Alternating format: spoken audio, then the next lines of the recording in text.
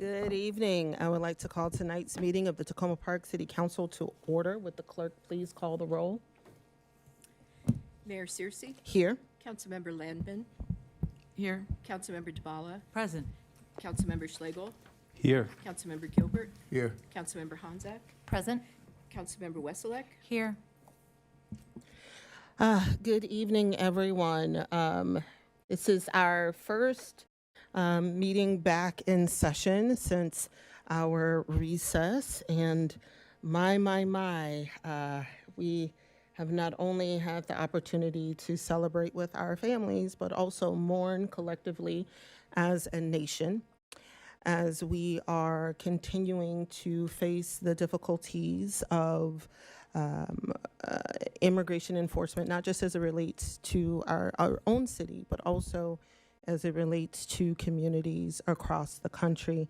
And I just want to make sure that the audience is aware that the City Council has released a statement. We released a statement on yesterday. It's posted on our website, condemning the ICE shooting of Renee Nicole Good and acknowledging the importance of there being a thorough investigation and meaningful reforms, such as ensuring that ICE agents are clearly marked and unmasked to prevent incidents like that in the future.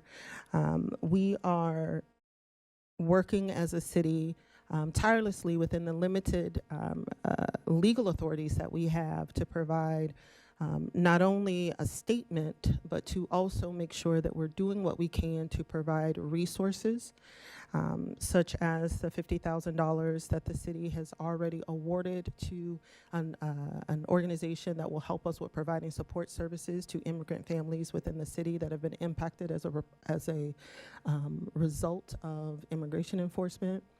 The city has and continues to state its stance against what is happening in our community.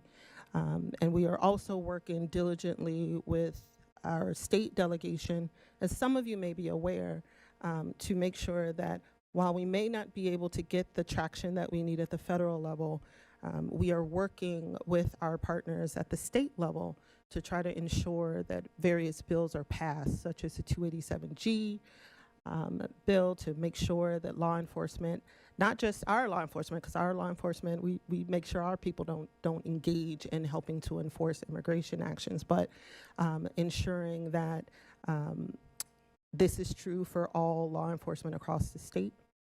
Additionally, making sure that if there are some possibilities at the state level to make sure that immigration enforcement is unmasked and is wearing body cams and the like, this city council has passed a resolution and also communicated to our District 20 delegation that is also something that we want to see happen. So I just want to definitely thank all of my colleagues across the council who has been really working tirelessly to, within the limited authorities that we have, and within the limited resources that we have, to make sure that we're providing some support to our residents, and that we are definitely doing our due diligence to ensure that there are some protections in place for our residents, not just within the city of Tacoma Park, but also within the state of Maryland. And so with that, I am going to go through our agenda for this evening. This evening, we have two presentations. The first is the Sustainability Annual Report, and the second is the Sustainable Maryland Certified Committee Annual Report. We will then have two work sessions this evening. The first is a follow-up to the report of the Council Compensation Committee, and the second is the recommended appointments to boards and committees.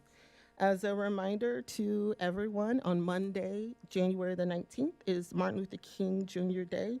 City offices and facilities are closed Sunday and Monday for the holiday, but I do want to encourage everyone to join me in a number of different cleanup activities that will be happening over across the city during MLK Day, just as a way for us to make sure that we're giving back. On Wednesday, January the 21st, the council will meet at its regular time. We will have our first legislative update, and CCOT, our legislative lobbyist in Annapolis, will be joining us. We will then have a voting session, resolutions providing for the appointments to boards and committees, and then we will have two work sessions that evening. The first is the FY26 Budget Amendment number 3, and the second is the Reimagining Public Safety Task Force follow-up. On Wednesday, January the 28th, the council will meet at its regular time of 7:30. We will start with a legislative update and CCOT, who's our legislative advocate. And then we will also have a presentation from Raf Tallis, our financial sustainability report, phase 2. And our voting session will be the first reading ordinance approving the FY26 Budget Amendment number 3. And we are tentatively slated for a resolution regarding the recommendations of the Council Compensation Committee. We will also have a work session, code amendment to expand the homeowner property tax credit program. And so with that, there are no changes to the agenda. We're going to move to our public comments this evening. As a reminder, we do not have any voting items this evening. So if you have any general public comments this evening, please feel free to come up to the mic. And let me make sure the mic is on. Hello, my name is Karen Elrich, and I live here in Tacoma Park. We are in times of crisis. We watch our news sources and see federally backed thugs killing and terrorizing people across our nation. We see it here as they prey on those most vulnerable in our streets. We are angry, sad, and scared. The question I hear most is, what can I do? What I am here tonight to ask is, what can we all do? We need the connection between our elected leaders and the people of the community. We need ways to talk with each other to plan how this city should respond to these threats now and in the future. ICE has been funded by create an army that's larger than many countries. What does this mean for us here in Tacoma Park? This should be on the agenda to either talk about it tonight or create a way for it to be talked about in another forum. Whatever we do, we need to know that we have to learn to reach across old barriers and to be able to turn on a dime. We need to be talking and planning together. We need to be answering these questions and more. Do we know if every person in Tacoma Park knows their rights? Do we all know if everyone knows what to do when ICE knocks on their door or comes into their business?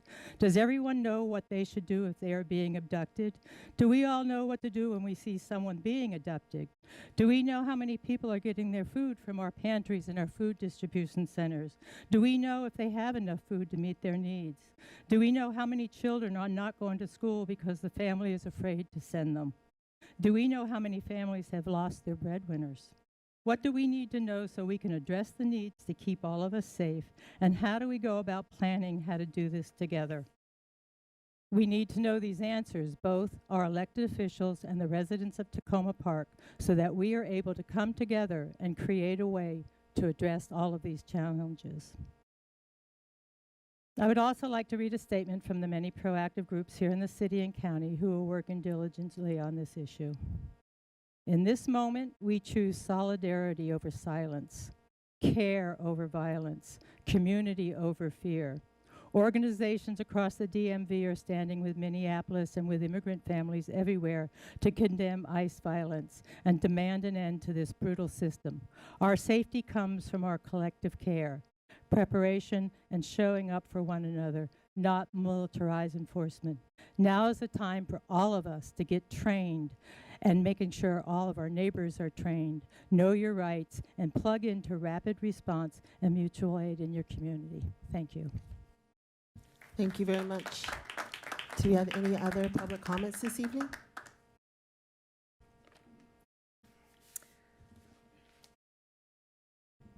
Yeah, I will say hello and welcome back to our mayor and county council. And I just want to applaud again Karen's statement. I so much support it.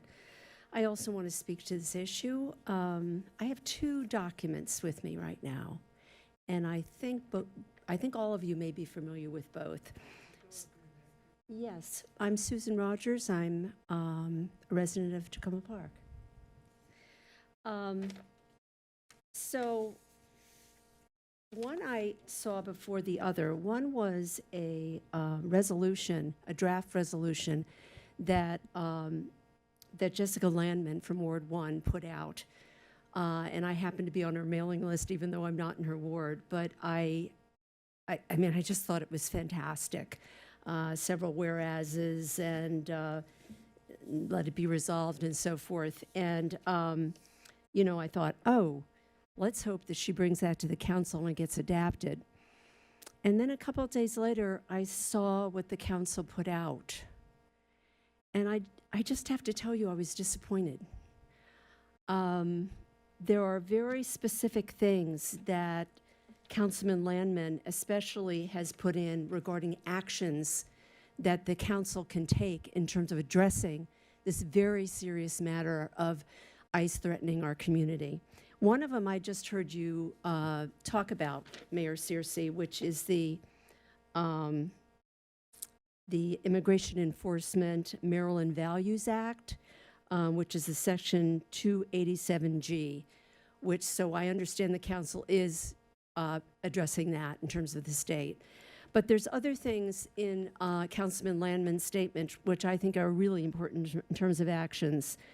I think that the council needs to show their strong support for Montgomery County Council's adoption of the Trust Act. So I would very much ask you to do that. I think that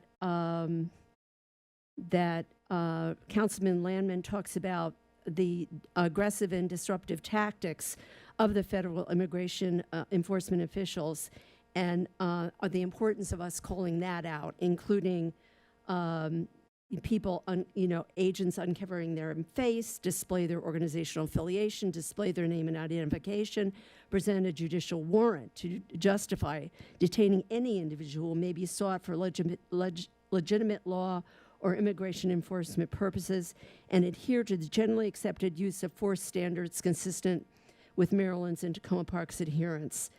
And also, most importantly, to take steps to transmit this resolution to appropriate federal, state, and county officials to inform them and ask that they take relevant action. So I just think there's so much more that could be added to the statement you just put out that would make a stronger statement coming from our city council and would make me feel more confident that our council is doing everything that they can to address, for one, the fear that I am feeling every day. I mean, I am nowhere near as involved as Karen is in terms of the great work that she's doing. But, you know, I was out there with the DC Labor Chorus singing to the folks that are supporters of protecting our immigrants. And I felt very fearful out there singing. So anyway, that's what I have to say today, and I appreciate if you take in consideration my remarks. Thank you. Thank you very much. Do we have any other general public comments this evening?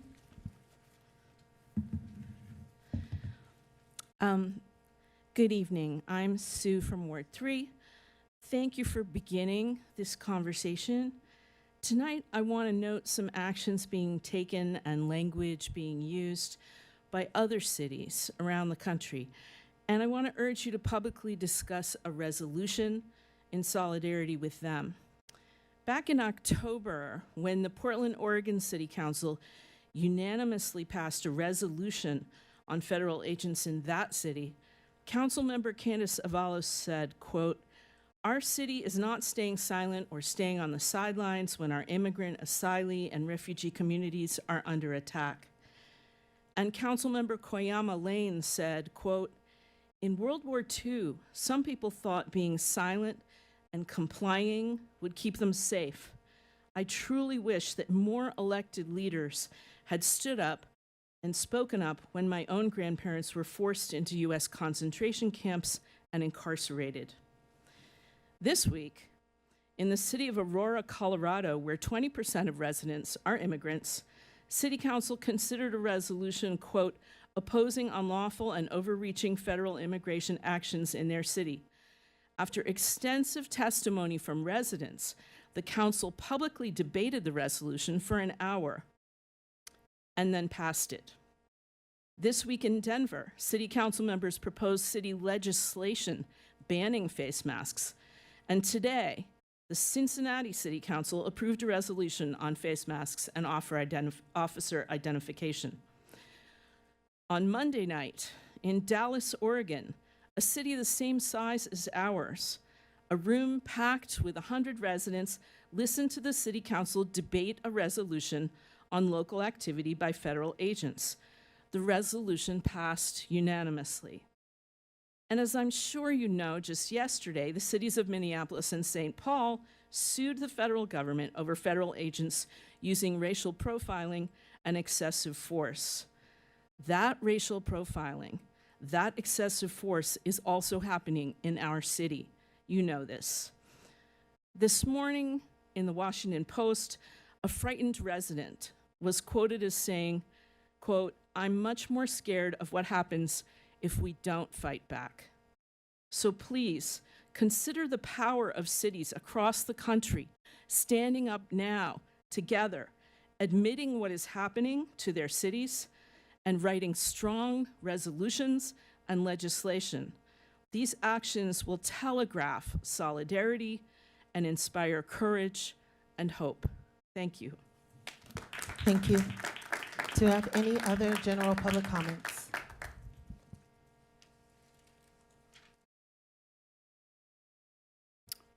Good evening. Thank you for this opportunity. My name is Mark Harper. I'm the pastor at Tacoma Park Presbyterian Church. And I wanted simply to share a letter from the session of our church, connected to many of the other comments already made tonight. So, dear Mayor and Council, earlier this week we became aware of the draft resolution on immigration enforcement presented by Council Member Jessica Landman. We're writing to you to offer our strong support for this resolution and to urge you to adopt it. The session of our church, our board, met last night and voted unanimously to endorse the resolution and to send you this letter of support. Along with so many others, we've been appalled by the attack on our neighbors here in Tacoma Park and in surrounding communities. We're also shocked and saddened, grieved by the killing of Renee Nicole Good, who happens to be a fellow Presbyterian and a former missionary for peace to Northern Ireland. The God we worship tells us, "The alien who resides with you shall be to you as the native born among you.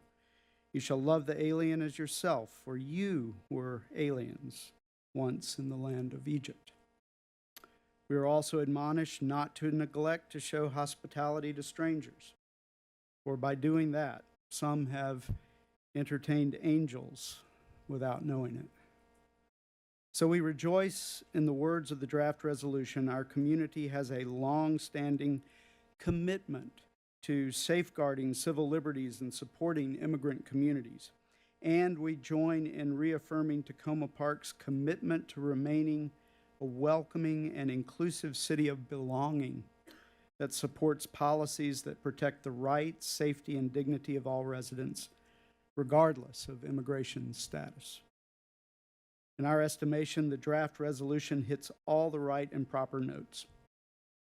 We too support and hope for county passage of the Trust Act and state passage of Maryland Values Act. We also believe it's very much worth reiterating Tacoma Park's commitment to the rule of law, judicial warrant requirements, and use of force standards within our boundaries, including by federal agents. These are timely statements for the council to make, given the county council and general assembly timelines and the ongoing presence of federal agents in our community. So we are pleased that they are included in the draft resolution.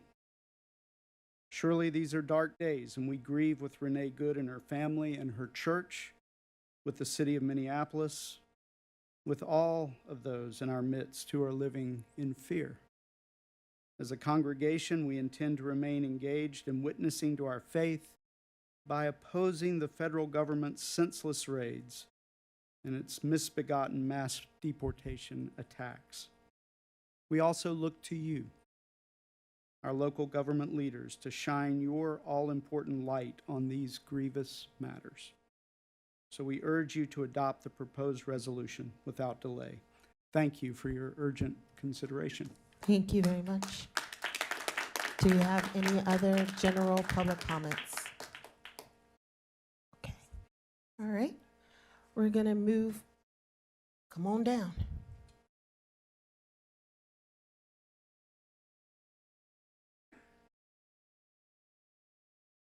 Brian Kelly, Ward 3. I've asked a question to the city manager and my council member, Roger Schlegel, pertaining to the WSSC lot at the corner of Circle Avenue and Cockrell Avenues. I understand that an appraiser was there, and I would like to know if the city has an intention to buy that or what is going on with that land, because it effectively now serves as a stormwater management pond, and it could be more than that in terms of our stormwater management and prevent the flooding that my neighbors and I suffer from. And I've asked for a storm drain to be put in on the corner there at the end of Circle Avenue repeatedly for years, and I have not gotten any traction, and it puts me in a position of feeling as if there's negligence that I'm not being addressed, and the problems with my flooding exist, and the threat to my home and about 5 other homes below me in the watershed are threatened. So once again, I present in 2026 for the 6th year now the same request, and I really hope I don't have to take legal action to get something done. I would like to know that something will be done, is going to be done, and can be done by any means possible. Putting in one storm drain is not that expensive. Buying the property is much more expensive. I would like to know what we're doing and how you're going to help us. Thank you. Thank you very much. Okay. Do we have any? Anybody else going to speak on immigration? We're just accepting general public comments, and we're going to get ready to move to virtual. So if you're speaking, please line up. I'm Tom Gagliardo. I too live in the city of Tacoma Park. And as I say every time I address you, all of you represent all of us. You have my extended remarks. I'm going to keep my remarks brief. Tonight is an opportunity to express our shared commitment to work with each other, to educate our community on the depth and the immediacy of the threat posed by ICE. The news release issued yesterday is a laudable beginning, but more needs to be done. Please do not temporize or self-censure. No matter how tired, frustrated, afraid, or preoccupied with other demands on your time and energy, please stay in the fight. Be resolute. What is happening in Minneapolis is chaotic, reckless, and unnecessary. These aren't my words. They're the words of Congressmember Angie Craig, who represents the people in Minnesota's 2nd Congressional District. Her description is spot on. Don't be deterred from using those words yourself. According to the American Immigration Council, and this is a quote, on January 20, the day he was inaugurated, President Trump ordered that ICE maximize its use of detention. Within weeks, ICE stopped issuing discretionary releases, requiring immigrants held in detention centers to petition immigration judges for release on bond. From January through November, discretionary releases from detention fell by 87%. And by late summer 2025, the Trump administration took further steps to deprive people of the opportunity for release. This set controversial new legal precedents barring immigration judges from releasing huge swaths of immigrants on bond, keeping them locked in mandatory detention.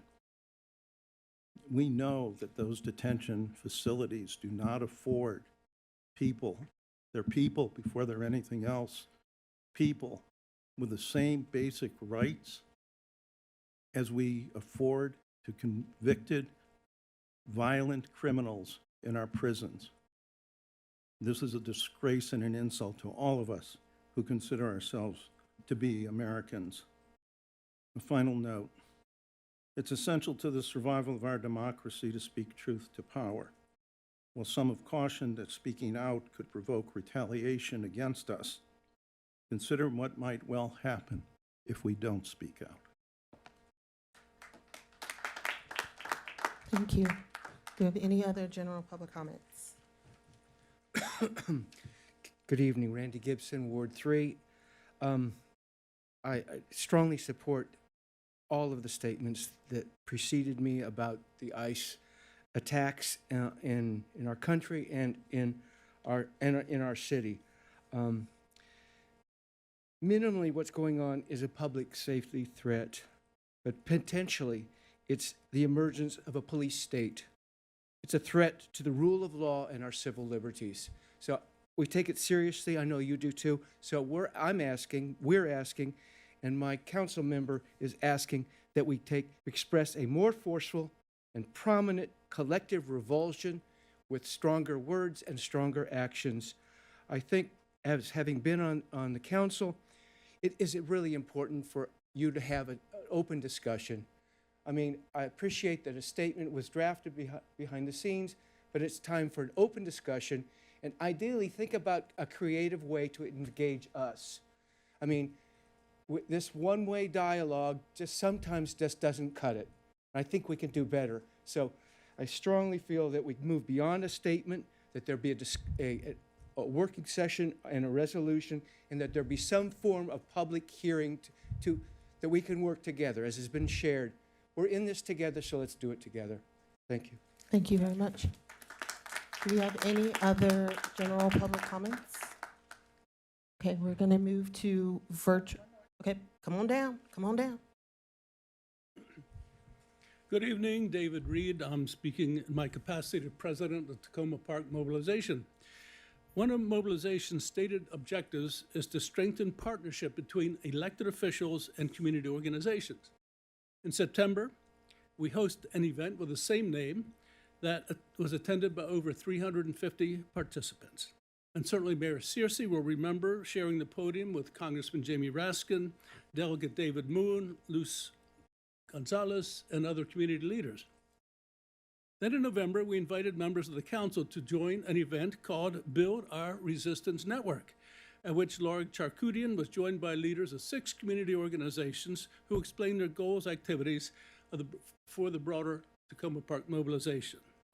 The purpose of both of those events was to imagine and to prepare for Trump's political repression that would look like in 6 to 8 months when the electoral cycle was going to intensify.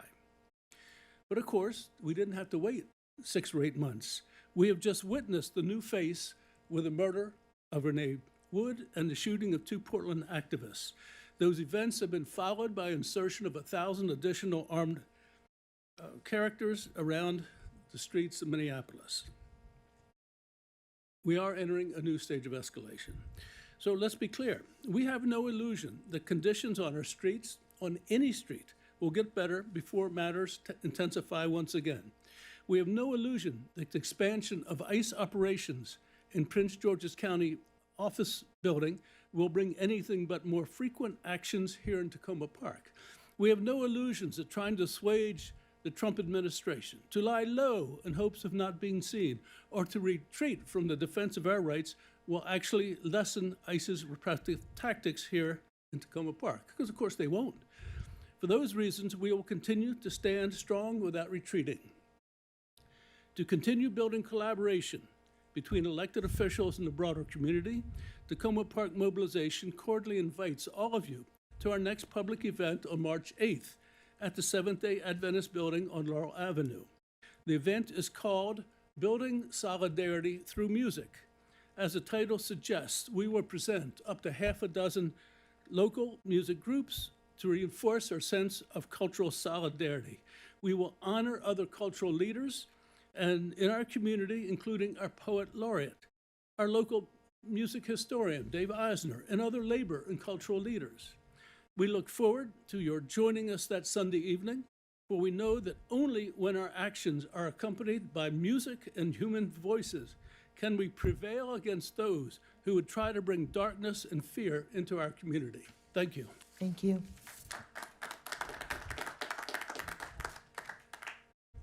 Hey, Shayna Fulcher, Ward 1. I have not seen the resolution that has been talked about tonight. I'm not on any listservs where it's been posted. What I do know is that I am still surprised when I speak to Latinos and Latinas in the community where they are with being out front and against ICE. And I would be interested to hear that in this room. And I didn't hear that from any Latinos or Latinas tonight. And I hope that you are reaching out to the people in our community that are actually immigrants to hear from them about how they feel about this resolution. I appreciate that this council has been slow to work on sensitive topics like this before. And I would appreciate to hear more from other people in the community that aren't necessarily represented in this room. Thank you. Thank you. Do you have any other public comments? Come on down.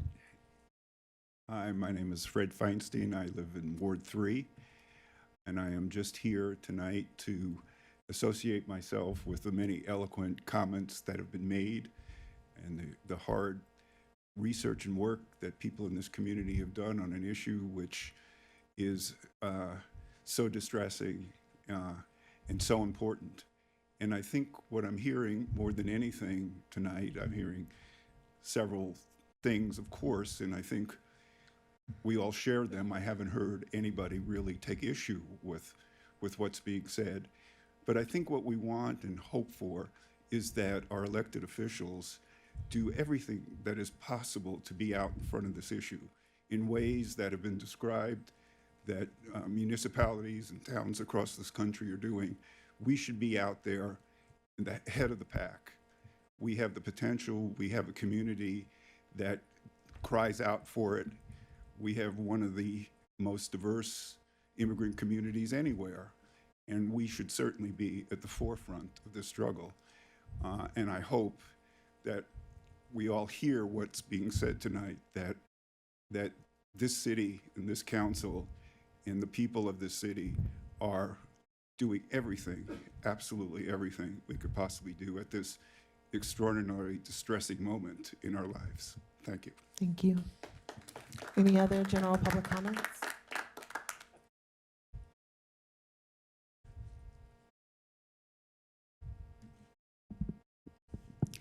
Colleen Cordes, Ward 1. First, thank you very much for the statement. I really appreciate that. First, and also I wonder, on the council and the mayor, is anyone an immigrant? Is anyone on the council an immigrant? Or was everyone born in this country? Would the city have done more if there were 31% of residents are immigrants, about 31%? If there were immigrants on the council, do we think the council would have done more than they've done to date with the statements? Even that statement, would that have been stronger? I just want to say that I feel like our community has never experienced what we're experiencing right now in terms of a climate of fear and the actual suffering that so many of our residents are facing. And I agree with everyone who's saying we need to come together as a community, and you guys need to pull us together. And we need to have conversations about this, and we need to have stronger actions. The resolution is an excellent resolution. At this point, it seems like we could have a real conversation. We've got that in the back pocket, or pull it out and do it in the front. But please, help us come together, help us face what is a crisis in our community. It isn't what's happening just in Minnesota. It's what's happening right here in our community. Please help us make this a priority to come together and actually resist and actually take action to protect our community. Thank you. Thank you very much. If any other general public comments?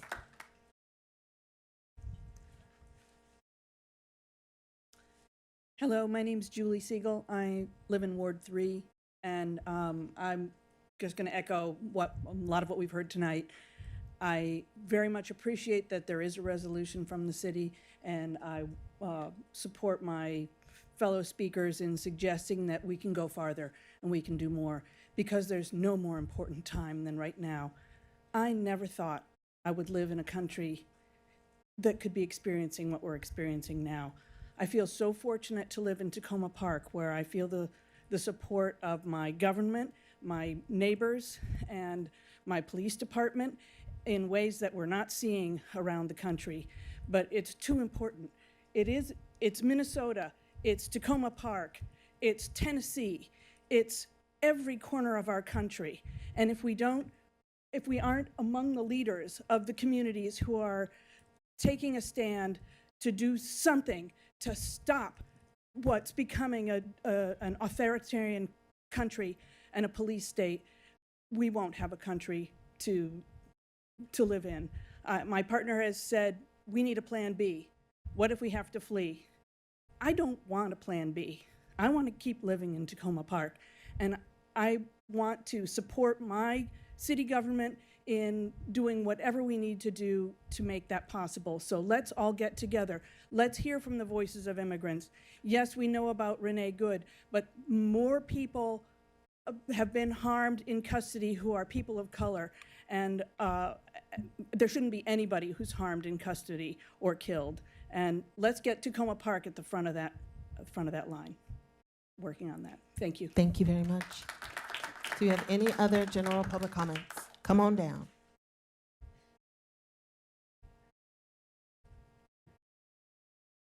Steve Shapiro, resident, Tacoma Park. I commend the council for what it's done. Stronger action is needed. I believe the future portends much more than we have seen. I think that President Trump and his group are thinking, you think you've seen us anything now? You ain't seen nothing yet compared to what is coming. On another subject, on the crosswalk by the new library, when it was first installed, it was working, it was not working, it was loud, it was not loud. I don't know whether it's the state, the county, or the city, but to this day, when there is not a crossing guard there, when traffic is light, and at night, even if you push the button, cars will come barreling through in the direction of Maple Avenue. I believe it is only a matter of time, whether it's tonight, in a day, or in 5 years, someone is going to be killed. I appeal to you council members, to the city administration, the police department, to work and not merely say it's someone else's responsibility, because I think lives are at stake. Thank you very much. Thank you very much. Do you have any other general public comments? Hi, I'm Ellen, and I'm in Ward 2. I'm typically involved in activity that concerns the climate and flooding in Tacoma Park. I had no idea what to expect this evening. Some dear friends invited me to show up.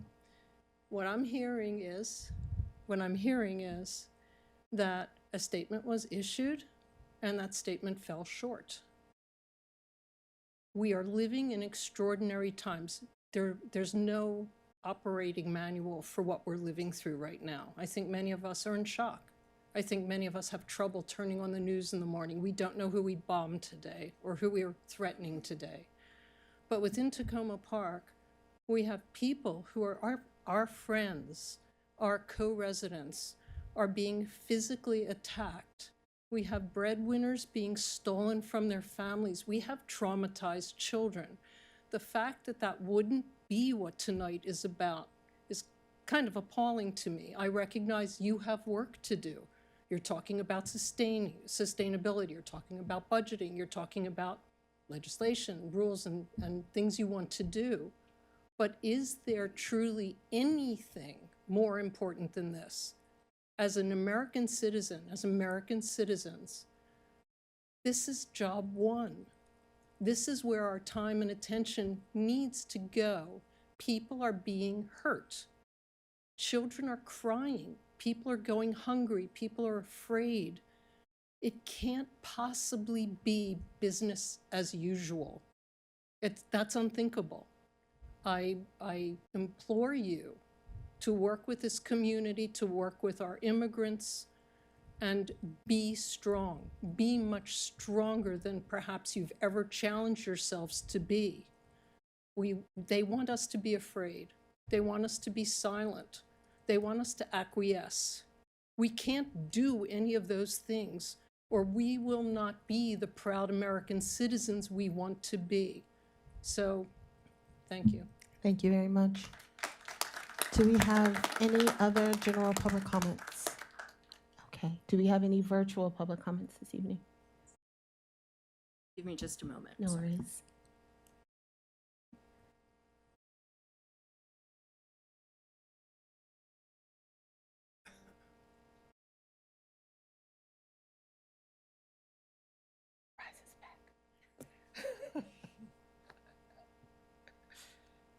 I've been without a phone all day.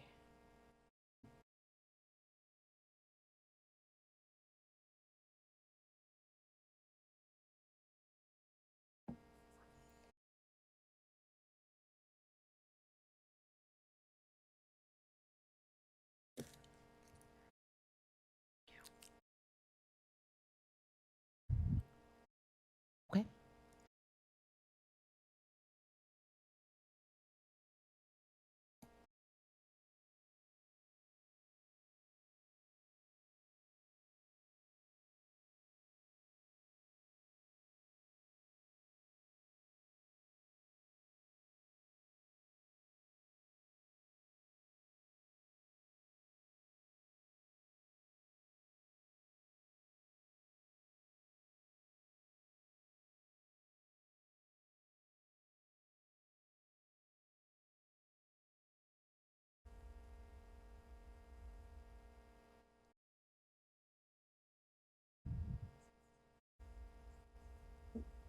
Thank you. I yield my time.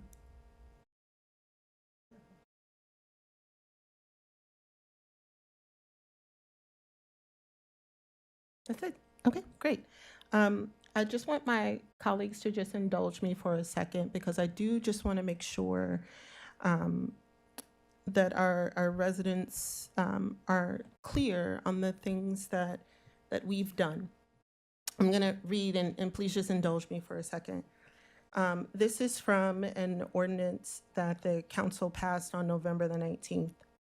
Whereas the city of Tacoma Park is one of the most diverse communities in the state of Maryland, and whereas maintaining the commitment to being a welcoming and inclusive community where all residents experience a sense of safety and belonging is a council priority, and whereas families impacted by federal immigration actions face significant barriers to safely accessing essential services such as food and social support services, and whereas providing confidential and culturally sensitive support is critical to ensure these families receive the assistance they need without further endangering their safety or well-being, and whereas there's limited information available when residents are detained by ICE or other federal agencies, and connecting residents to the necessary resources and services without imposing additional risks to the impacted residents or the community at large is essential.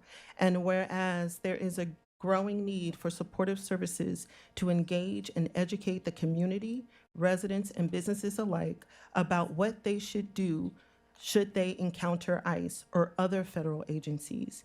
And whereas the city seeks to leverage available community resources to provide immigration-related training, community canvassing programs, access to food, and other supportive services. And whereas on May the 14th, 2025, City Council adopted Ordinance 2025-11, adopting the FY26 budget. And whereas the FY26 budget includes a current balance of $14.5 million in the unassigned reserve, and whereas the council may allocate funds from the unassigned reserve by adoption of a two-reading ordinance. And whereas staff proposes allocation of $50,000 from the unassigned reserve to support external organizations that provide supportive services to the city's immigrant community impacted by federal immigration enforcement activities. And whereas the council concurs with the proposal, and this is where we awarded $50,000, working with some of our partners that have on the ground connections to the impacted immigrant communities to make sure that they have the resources they need to provide them with the necessary supportive services. And that was in November. Also in November, the council passed, and I'm not going to read all of this, but a resolution authorizing transmittal of legislative priorities to the Maryland District 20 delegation. Whereas the Tacoma Park City Council is charged with setting policy and pursuing legislative changes in the best interests of the Tacoma Park community. And whereas each year the City Council identifies priorities for the next Maryland General Assembly session. And whereas when developing its 2026 legislative priorities, the City Council considered its 2025 through 2026 council priorities and emerging issues that are impacting the community, such as the impact of unforeseen changes in federal policies. And whereas these priorities serve as a guide for the council, city staff, and the community to communicate the city's goals, advocate for policy changes, and funding at the state level. And whereas the City Council discussed potential priorities and work sessions on October the 29th, 2025, and November 12th, 2025. And whereas the City Council has identified priorities to forward to the District 20 delegation of the Maryland General Assembly for consideration as legislative priorities for the City of Tacoma Park. Now therefore be it resolved that the City of Tacoma Park authorizes the city manager to transmit the following legislative priorities to the Maryland District 20 delegation. Support for good cause, providing additional SNAP, protecting gender-affirming care in Medicaid, but I want to go to the immigrant protections and community safety section. The first, prohibit law enforcement participation in ICE's 287G program. Statewide consistency is important when it comes to how local law enforcement can enforce federal law. The bill will prohibit local law enforcement agencies from participating in the 287G program, which involves cooperation with ICE on immigration enforcement to protect immigrant communities. The next is protect Maryland's residents' personal data from being used by federal immigration authorities without a warrant. With the rising misuse of personal data for immigration enforcement without legal justification, it is critical to strengthen protections for Maryland residents. All access to sensitive information by federal immigration authorities must require a valid court-issued warrant. This policy covers state and local agencies, databases, and facilities. We support the reintroduction of SB 977, this section. The next item, institute tougher immigration identification enforcement. Tacoma Park is seeing more immigration enforcement activity. However, federal immigration enforcement officers are often in unmarked cars and may be masked and or not wearing identification. It would be beneficial to have state law that would, 1, prohibit federal immigration enforcement officers from wearing face masks and or ski masks, and 2, require state officers to wear body cameras, require said officers to wear body cameras and clear identification. And next, prohibit immigration enforcement from failing to use or covering vehicle license plate. These requirements will promote transparency and accountability during enforcement actions. And that was passed by this council also in November. I also just want to highlight that we have hosted in this room a number of Know Your Rights trainings for our residents. We began in April with those sessions and recognized that there were also issues that our partners were having with funding the necessary copies and things that they needed to continue to provide those trainings. So I just say all of that to say, we have a website that notes all of the various statements that the city has made over the course of this year. We have a number of blogs. We have red cards that the city has distributed in multiple languages, including Amharic. We were one of the first communities to make sure that we translated our red cards into Amharic because it's so important for the residents in our community.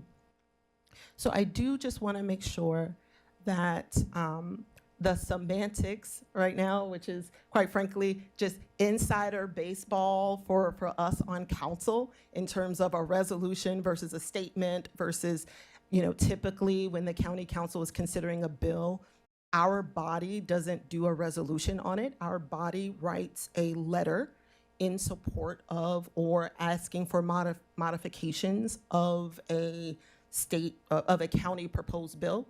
All of those letters that we send in response to state laws or bills that are being proposed or county bills that are being proposed are also on our website.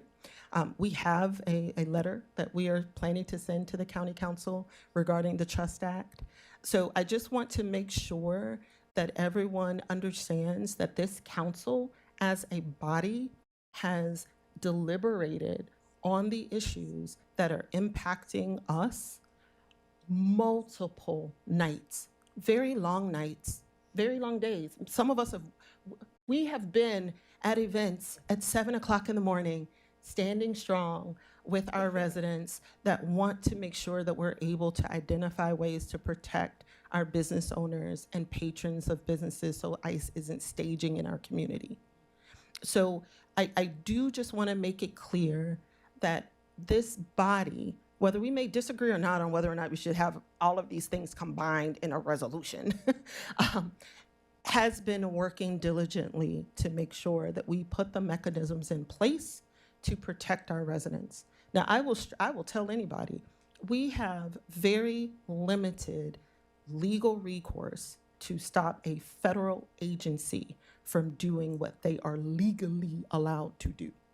But what we can do is make sure that our elected officials at the federal and the state and the county level are working alongside us to see what limited abilities we have that we can leverage to protect our residents. So I just want to start by saying that because I know sometimes we can all get long-winded with our comments, but I want you all to know that this council has been working diligently to try to put mechanisms in place. So with that, I appreciate my colleagues. I know I went long. I just wanted to make sure that we were able to provide some clarity for the folks that are here in case they're not able to stay. With that, I'll move things over to council comments. Do we have any council comments this evening? Councilmember Schlegel, you're first. I usually wait. Thank you to everyone who commented. I was really trying to listen, and I wrote down some things. I'm just going to try to read back a few things. Nothing is more important. Do all that is possible. Help us come together. Involve immigrants in the conversation. Call out aggressive tactics. Stay in the fight. These are unprecedented times. Use strong, clear words. Speak truth to power. Speak of the full range of unconscionable federal actions, such as the detention system. Recognize that we are already a target. Talk and plan together. Engage the people of Tacoma Park. So many of these points, to me, speak to like a both and, where yes, it is true that this council has taken actions and has deliberated over many things that can be done. Staff have worked hard. Council has advocated and will advocate with the state legislature. But I think what I hear folks saying is that the ground has shifted even more, and that folks are calling for our language to shift to words that speak out much more boldly, and for our approach to shift to greater collaboration and coordination. So, you know, I was raised, even in reading these things back, I'm so worried about grandstanding. And that's the thing about speaking as an individual, is you always risk, that you're making it about yourself rather than about problem solving. And I think that is the beauty of something like a resolution, that it is people's united voices.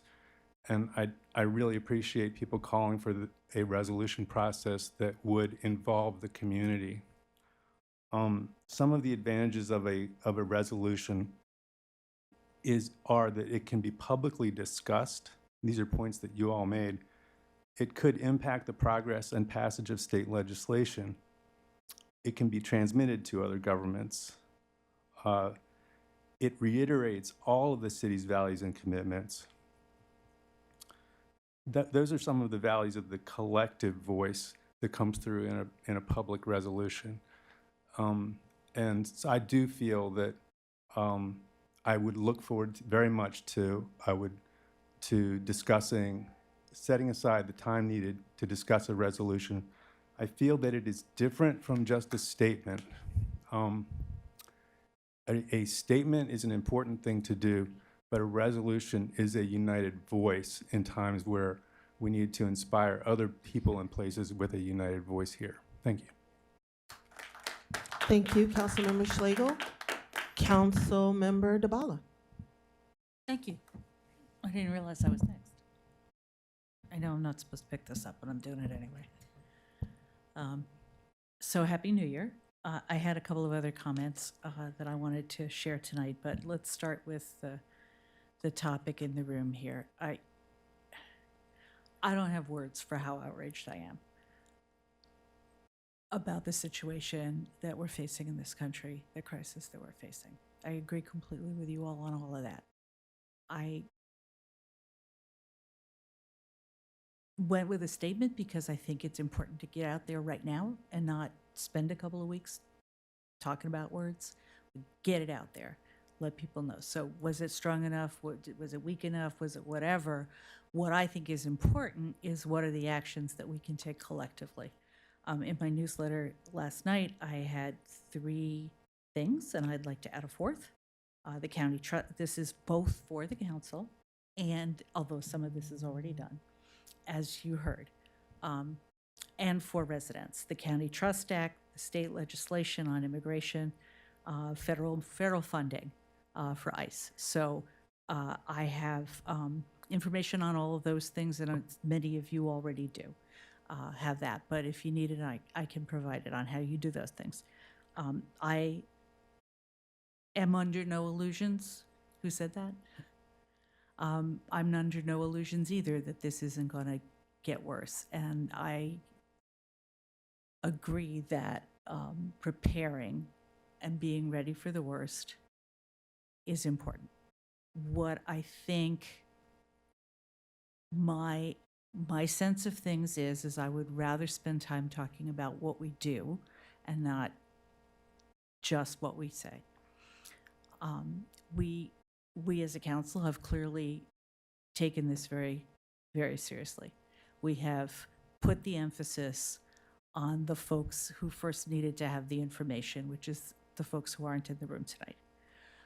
That may, at this point, maybe time to move to something else, but that's the way we approached it, and I stand by that. I agree this is completely unacceptable, but again, I want to focus on what we do together, and maybe I'm not sure about this, whether it would be appropriate to have a public discussion about the emergency plans, if you will, the backup plans, the what do we do if, because the more you put out publicly, the more other folks and other agencies know what you're thinking. So I just put that out there as a thought. Those are my main points. I think I could talk more, but other people I'm sure want to say things. So again, I share your anger, your frustration, your fear. And I think, I hope I am doing everything that I can possibly do, even if it isn't wrapped up in one resolution with tied together in that way. So 2 other topics. The 4th thing I would like to put out there, Martin Luther King Day of Service. There are all the usual cleanup activities. There are also social service activities on the list this year for reaching out to food banks, to clothing distributors, folks who work directly with the folks who are affected by, who was the person who said breadwinners being missing, parents being missing, all of that. So on Monday, it is a day where we have the opportunity to spend a couple of hours helping out in that practical way. So that's my 4th thing for you guys to think about doing. On a completely different note, thank you to the city staff for helping to get the heat back on in 702 Cheney apartment building, which it's been out for 13 days. It's been a bit of a rough ride, but it is now finally over. And I've been hearing from that set of residents a fair amount about the problems that they are facing. So that was it for me, other than Happy New Year, such as it is. Thank you. Thank you, Councilmember DeBala. Councilmember Westlake. Thank you. Thank you all for being here tonight and for your public comments. I first want to share a note of personal news that over the New Year's break, my mother passed away. So I'll get to a second reason why I'm saying that. But the first is, if you have reached out to me and I have not gotten back to you, I still will. I'm getting caught back up on things. But it also, I've been reflecting a lot on everything that's been going on, as well as what's been going on in my personal life, and being reminded of how important I think it is to focus on action. What can we do? Can we do it now? Does it help the person right next to me? Does it help a theoretical person? You know, and trying to really think through, because we have limited energies and resources. So I'm renewing for myself my own philosophy of trying to focus on the action. Does this do something tangible? Does it do something new? Does it, or if it's repeating something, then I am kind of trying to consciously say, I can't put as much energy into that. I only have so much. We all only have so much. And I was struck by the comments, Ellen, I believe, and talking about what's going on right now and how it is the most important thing. And I totally understand that. I also, though, am reminded of what power do I have sitting here, right? The power that I have and we have is continuing to run lowercase d democracy. We are continuing to do the things. We are talking about our sustainability plans. We're talking about tax credits. We're moving forward on those things. And are they necessarily any of them the most important? No. But that's what I can do. That's what we can do. So I just want to say that because, you know, gosh, right now, if you try to think about what all of us should or could be doing at any moment, it's completely overwhelming. So this is kind of my own New Year's resolution to remind myself again that that is what I am trying to stay focused on, to protect myself, my energy. The way I can best serve my community is what I do sitting up here, what I do out there, and if it actually can make a difference. So thank you. Thank you, Councilmember Westlake. Councilmember Landman.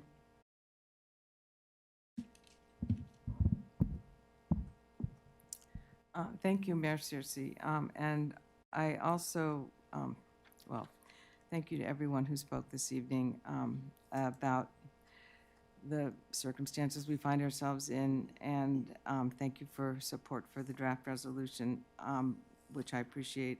And I want to say that I spent several hours yesterday afternoon, or whatever, was it yesterday? Just only yesterday, in the county council, listening to the discussion of the legislation that they are considering, the Trust Act, and hearing from the people who have been affected by the actions of ICE in Montgomery County, and especially the voices of high school students whose parents have been taken from them, and from health professionals who are dealing with the after effects, and teachers, and people who are having to take babies to Children's Hospital because their parents can no longer go there in safety.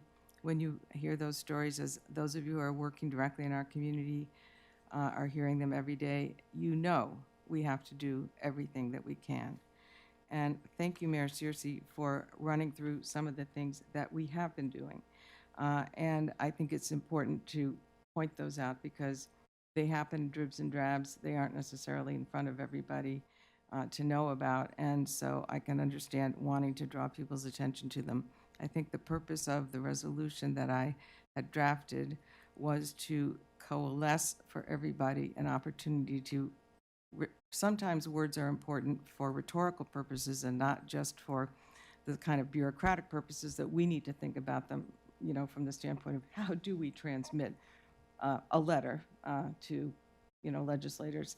We have to think in both of those terms, and I think that purpose of that resolution, which definitely could be made better and definitely should be brought up to date to include something about the federal legislation that Councilmember DiBala was pointing to, for example. The purpose is to speak with the heart of the community in a way that can show how moved and how upset and how outraged we are. Whether that's the right vehicle, I don't know, but I feel that listening to people this evening, some kind of vehicle clearly is needed for us to be able to say how we feel to the world at large and to be speaking not just to the other legislators in bureaucratic terms, but to one another and to the world at large to communicate how we feel. And I think that must be the case because of the reaction that it received from everybody in this room. And I don't think those words were perfect, but somehow or other, there must be something that we need, given the reaction that we got. I'd also like to say that something else that clearly was bubbling up here and that I have felt very much is that some of the meetings, especially I think about the ones that David Reed alluded to, where that brought together elected officials with community leaders, with people directly affected, cross-sectorally, across the ages, across the different elements of the community, those providing food, those providing education, those experiencing the actions of ICE, that we need some kind of a regular vehicle that we put together somehow that brings those folks together on a regular basis to talk about on an ad hoc how things are changing week by week, to address changes and to exchange ideas and figure out how we are going to problem solve week by week as things keep evolving and getting worse and changing. And that I don't know exactly what form that ought to take, but that we need something.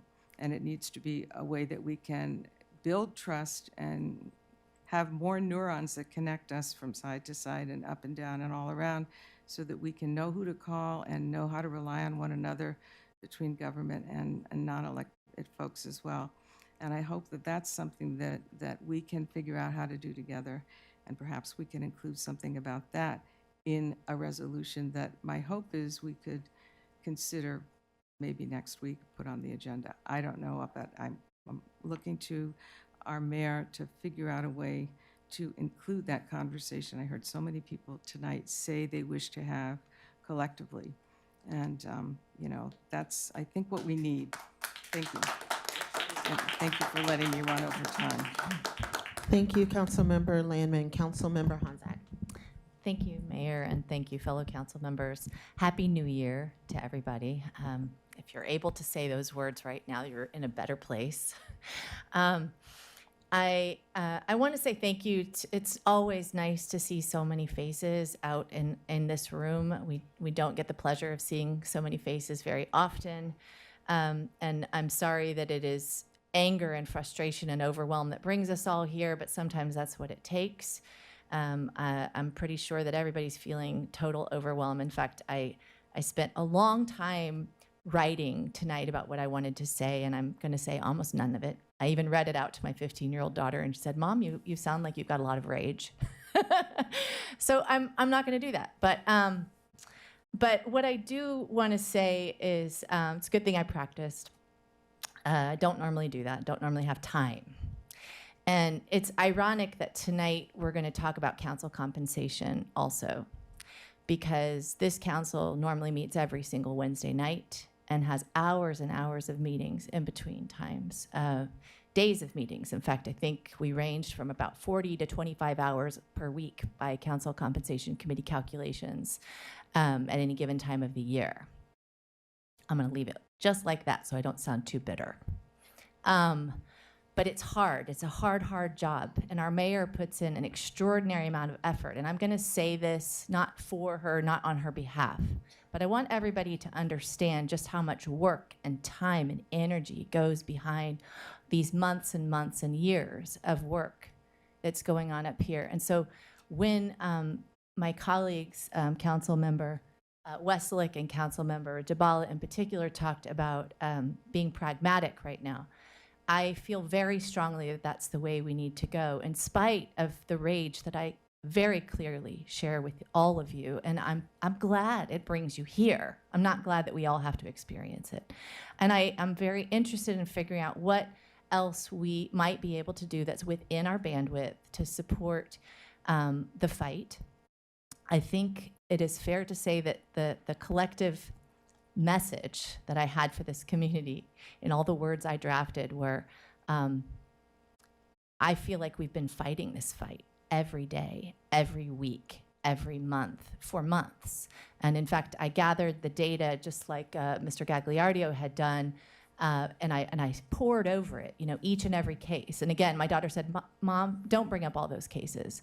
But what stands out when you look at those cases is in September and in December of this year, just of the many cases, there were 2 other people that were shot also while accused of similar things, running over an ICE agent. 32 people have died in custody. It's gone up precipitously, as everybody knows, in the last 2 decades. So what do we do with that rage? Well, what I want to say is I hope that there can be some trust that this council is working pragmatically, and given our time limitations, that what you really want us to be doing is practical work. The hard work, and the slow and cautious, sensitive approach, so that we're doing the right things to make sure that the people that really are most impacted by ICE detentions, and Ms. Cortez, my husband is an immigrant. So I may not be an immigrant, but he has a heavy accent. He's actually already been arrested at some point recently, and I won't get into it. So, yes, and I'm sure I'm not alone up here, by the way. I'm looking also at some of my council members of color who might be feeling pretty uncomfortable going out into the streets on any given day, but that wasn't a new thing. Let's be honest, it's much worse perhaps, although, jury's out on that one. So, it bothers me that it takes a person like Renee to bring a lot of folks out, but it's not bad. I'm not accusing anybody of anything, but it does bother me, and I'm not sure how to put that into words in a way that can be heard. Thank you. Sorry I went long. Thank you, Councilmember Hanzak. Councilmember Gilbert. Thank you. First, I want to apologize to any comments I may have missed, and I had to step out. I had a small emergency I had to take care of, so I'll make it a point to look at the recording and hear those comments, because all of your comments have been very important and profound. And I don't have too much profound to add, and I usually go first, but I just want to say that I stand with anyone who speaks out or has action that they want to take against bad police actions. I've had to do that during the 27 years that I served as a police officer with this police department. I had to stand on the steps, the old steps of the old city building with the Justice Department, again, against my own police department and its bad actions. So I'm no stranger to that. And if need be, I'll do it again. And I know that my colleagues have done so. over the past months. They've done some pretty important and poignant things for our community. And if there's something to be done, again, I'm there. I looked up the definition of resolution, and I apologize if I'm if it makes it seem like I'm trying to make someone look like an idiot, but I needed to know for myself, right? Because we pass so many resolutions. And the definition is a firm decision to do or not to do something. And it's, if the resolution has some language in it that's going to point us in a direction, I'm down. And so I just want us to give thought to that, and let's make sure that when we put things on paper in that form, there has an action to go with it. And I would love to continue the discussion to the point that we can't do business as usual. I want to shift gears a little bit. During the break, I had 2 meetings with 2 of my apartment buildings, and I want to shout out the Parkview Towers apartments and the Mapleview apartments for having me in their tenant associations. But they have some pretty pressing needs, and they wanted me to hear what their needs were. And I spent some time catching them up on some things that they haven't had the time to pay attention to that I think is going to be important to them going forward. And a large percentage of these people are immigrants. And I know what it means, and I'm not saying this to make any point, but none of their issues during those meetings were ICE. And so I just say to that point, and Councilmember Weslick mentioned it, we do have to keep focused on what's important to our people right now and what their day-to-day needs are. So trying to split that time and split that focus is difficult. It is. And to a much lesser degree, I do the things that my colleagues do, and this mayor that we have is just, I don't understand it, how she keeps up. But I just ask for that patience. And again, I really appreciate how galvanized our community is, and you who come and speak for those who aren't here to speak for themselves. But yeah, we have some work to do with them with other things too. And so I'm really passionate about this issue, about bad policing on any level. And I look forward to more communication and conversation about it. Thanks. Thank you, Councilmember Gilbert. And I just want to echo all of my colleagues' appreciation of everyone coming out tonight. You know, this was one heck of a start to coming back from recess, I will say. But it is a true testament to the spirit of our city and the desire to make sure that we are not only looking out for ourselves, because I know many of you are like, I'm not an immigrant, but I care about our community and I care about the people in it. And I want to make sure that if they don't feel comfortable to come here, that I'm coming here for them. And so for that, I want to say thank you to each and every one of you for coming out. As I started this whole thing off, you know, we can all debate semantics in terms of like, it should be a letter, it should be a resolution, it should be a statement here, this, that, the. But the commonality I think we all share is that we have to figure out ways to move the needle forward to make sure that we're protecting the people in our community. And we're talking about ICE right now, but I'm going to tell you, as Councilmember Gilbert mentioned, SNAP benefits being cut, everyone having to go through recertification, problem. ACA and the fact that insurance costs are going through the roof and potential impacts to Medicaid for our residents, problem. We still have so many people in this community that are former federal employees that have yet to find employment, problem. So I just ask for all of us to just, I appreciate the desire to work together, because that's what I really want to make sure that we're doing, and just making sure that you're recognizing that we're trying to balance all of these needs that we're hearing from members of our community, and trying to leverage our staff that work tremendously to make sure that the needs are being met for those folks in our community that need support. So I just ask for you all to work alongside us as we're trying to continue to move these needles forward. And again, we could do a better job of kind of promoting more of some of the things that we've already passed, so that everybody's aware of all of the stuff that we have going on. But I do just want to make sure that point is clear, that we're appreciative of you all coming out. I've talked a lot, real quick, and this is actually a somber note. Retired Chief Alan Goldberg passed away. He served as the chief of the city of Tacoma Park from 2012 to 2017, and did a lot to modernize the department, and brought on a lot of the staff that we have now. And so I do want to send my condolences to former retired Chief Goldberg's family and our city. I know that our chief of police and our city manager, Mr. Despirito, attended his homegoing service, as well as our honor guard from our police department, which was one of his last requests that we performed, that our staff performed during his service. So I want to thank you for that. Not going to get into all of the things that happened while we were on recess, because I really don't feel like I was on recess, but I do just want to thank Councilmember Evan Glass for the Vision Zero Town Hall that was held on Saturday.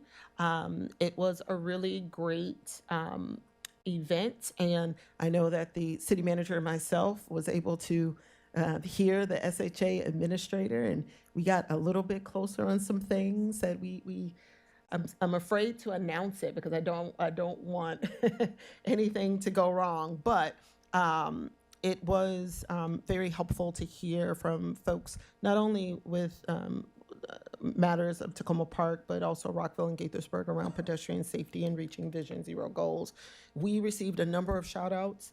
The city did, for the work that we're doing on our stop sign pilot program, as well as our red light camera work. So I just want to thank all of our staff that have been working on those efforts. It is going noticed to where other jurisdictions want those stop sign cameras as well.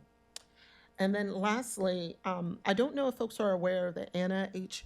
Wong concert series that happens in the city. I had a chance last Saturday to hear the Morris and Friends opera gospel performance. It's amazing. If you've never had a chance, it was right at the Presbyterian Seventh-day Adventist Presbyterian Church of the Corner in Old Town, but it is amazing. And so they bring in these world-renowned artists, amazing gospel choirs and things. And so I do just want to put in a shameless plug for that concert series. So if you're not aware, it is a really, really great event. And so with that, I'm going to turn things over to City Manager Despirito to go through City Manager comments. Thank you, Madam Mayor and Council, and to all our guests and residents this evening. From the Housing and Community Development Department, there will be a public meeting for traffic calming and sidewalk requests on Tuesday, February 3rd at 6:30 p.m. in the Community Center Auditorium here at 7500 Maple Avenue. Requests that were submitted by residents as of last October 31st last year will be presented, and residents will have an opportunity to add comments and background for staff's information. Please check the city's website for traffic calming and sidewalk requests. A link will be included in the posted city manager's comments. Housing and Community Development Department, in partnership with Public Works, will be making award announcements for Phase 1 of the Multifamily Building Improvement Grant Program at the close of the month in 2 weeks. Our housing manager will be participating in the point-in-time count for Tacoma Park on January 28th. The point-in-time is a HUD-required count in which Montgomery County and neighboring jurisdictions participate to count those who live as unsheltered and subsequently experience homelessness in our community. From the police department, thank you to our amazing staff, the Tacoma Park Volunteer Fire Department and Tacoma Park Youth Council, and our community for your overwhelming support of our toy drive. Thanks to your generosity, we were able to serve 414 children in our community and to help make their holiday special. We truly appreciate everyone who donated and helped to make this possible. On January 5th, Tacoma Park Police started collecting new and gently used bath towels, beach towels, bathroom rugs, hand towels, washcloths, blankets, beds, toys, and unopened food to help the Montgomery County animal shelters. They will be collecting through Friday, February 6th. Please bring your donations to the Tacoma Park Police Department lobby here at 7500 Maple Avenue, and we will get them to the animal shelters. Note, for the safety of the animals, please, no fitted sheets, items with zippers or snaps, and/or other fabrics with rips or frayed edges.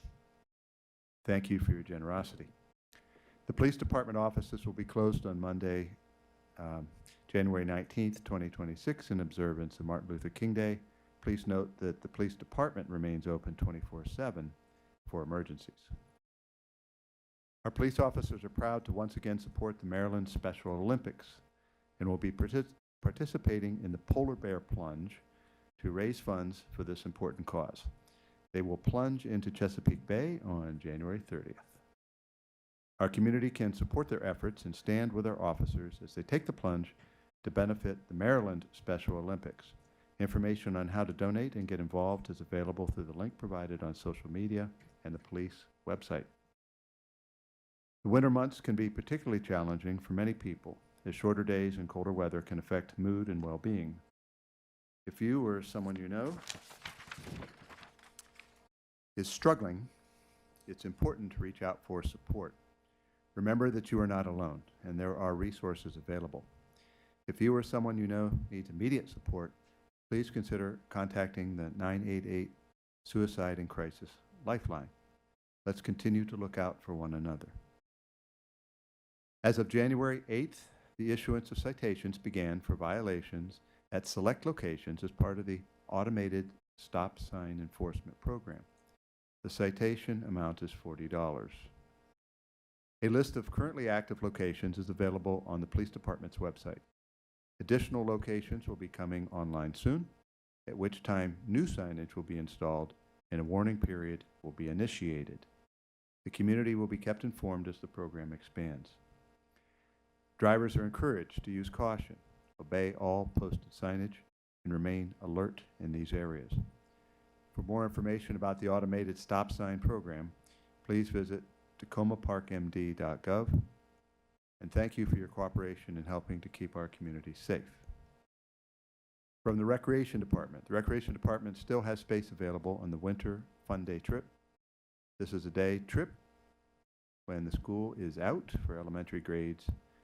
And January 26th, they will be going to the Museum of American History. For more information, please contact Chelsea Nunez at chelsean@tacomaparkmd.gov. The Recreation Department has some great 55-plus programs happening soon. Bingo on January 27th from 12 noon to 2 p.m. Loteria Fiesta on January 29th from 12 noon to 2 p.m. Loteria is a Mexican game like bingo. The Power Hour, games for every day, Monday through Friday from 4 to 5 p.m. Lots of laugh and connections. And a senior trip to the Prince George's Public Playhouse on February 19th. For more information, please contact Hazel at 301-891-7280 or hazelh@tacomaparkmd.gov. The Recreation Department is thrilled to share that both their Futsal League and Winter Basketball League are officially underway. Games started off this past weekend with high energy, great teamwork, and plenty of exciting moments on the court. We're looking forward to 7 more weeks of fast-paced action and friendly competition.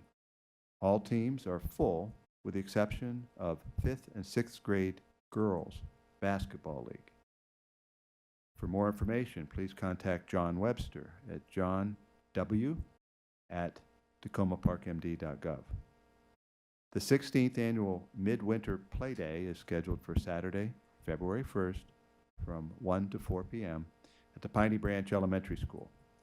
Community partners and staff are preparing for a strong turnout for this fitness-focused event in partnership with Let's Play America. The Recreation Teen Program will be having a spring break camp this year for grades 6 through 10, entitled A Quest Through Time, with a focus on themes of the past, present, and future. Camp will be held Monday, March 30th through Friday, April 3rd. For more information, please contact Haven Rod at 301-891-7284 or email at havenr@tacomaparkmd.gov. Finally, from the City Manager's Office, this week's staff shout-out is from our Housing and Community Development Department.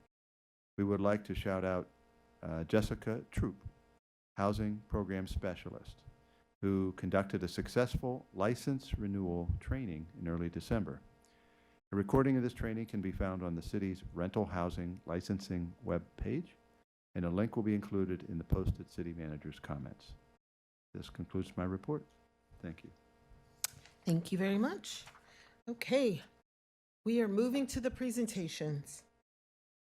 And for the Sustainable Maryland Committee members that are here, thank you for your patience.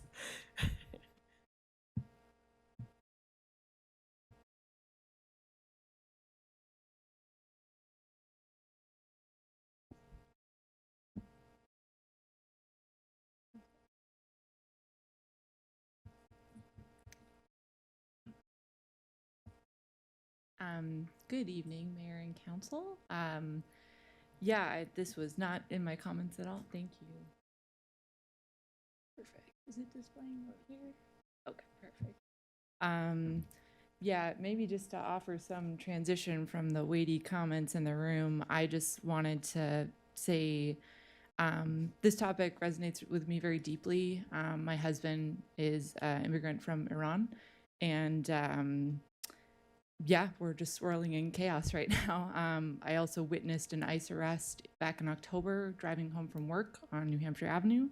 That really shook me to my core, right in front of my car, actually. And I just wanted to say that tonight's presentation about the work of our office, I think that on a personal and professional level, this work is extremely grounding. It is also urgent. And it is intersectional. And to what some of you said about this being what we can do for our neighbors in our backyard and healing each other one step at a time, I think that the work that goes on in some of our programs plays a small part in doing that. And just wanted to offer some comments on that were on my mind as I was listening. But yes, my name is Zori Estrada. I'm the City Sustainability Manager. It's my pleasure to come before you tonight to present some of our updates related to our sustainability programs and climate action plan. So are we all good? Okay, just want to make sure everyone in the audience can see. Oh, thank you.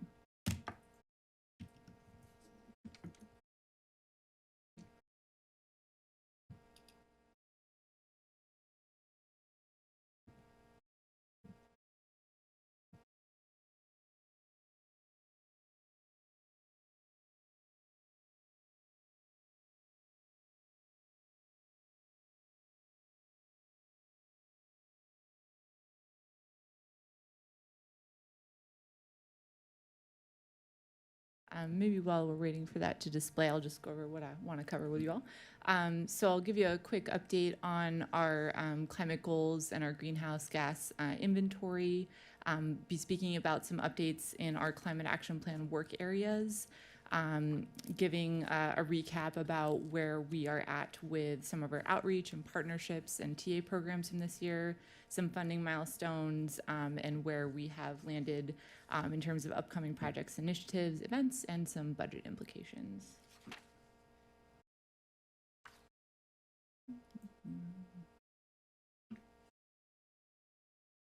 I am advancing on the computer, but I don't think it's going to the next slide. We do have Gibby online, yeah. Oh, Gibby, are you sharing the slides? You can hear us? No, I'm not. Are you able to advance to the next slide, maybe? Personally, no. Okay.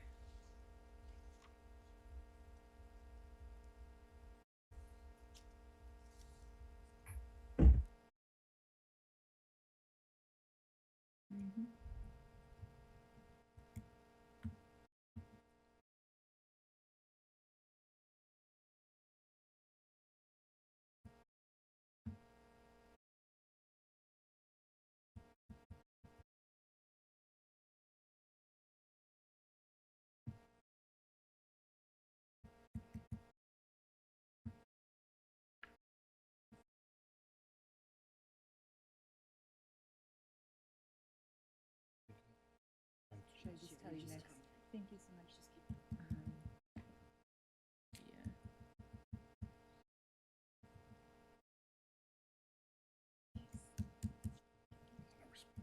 Yeah, I think it's frozen.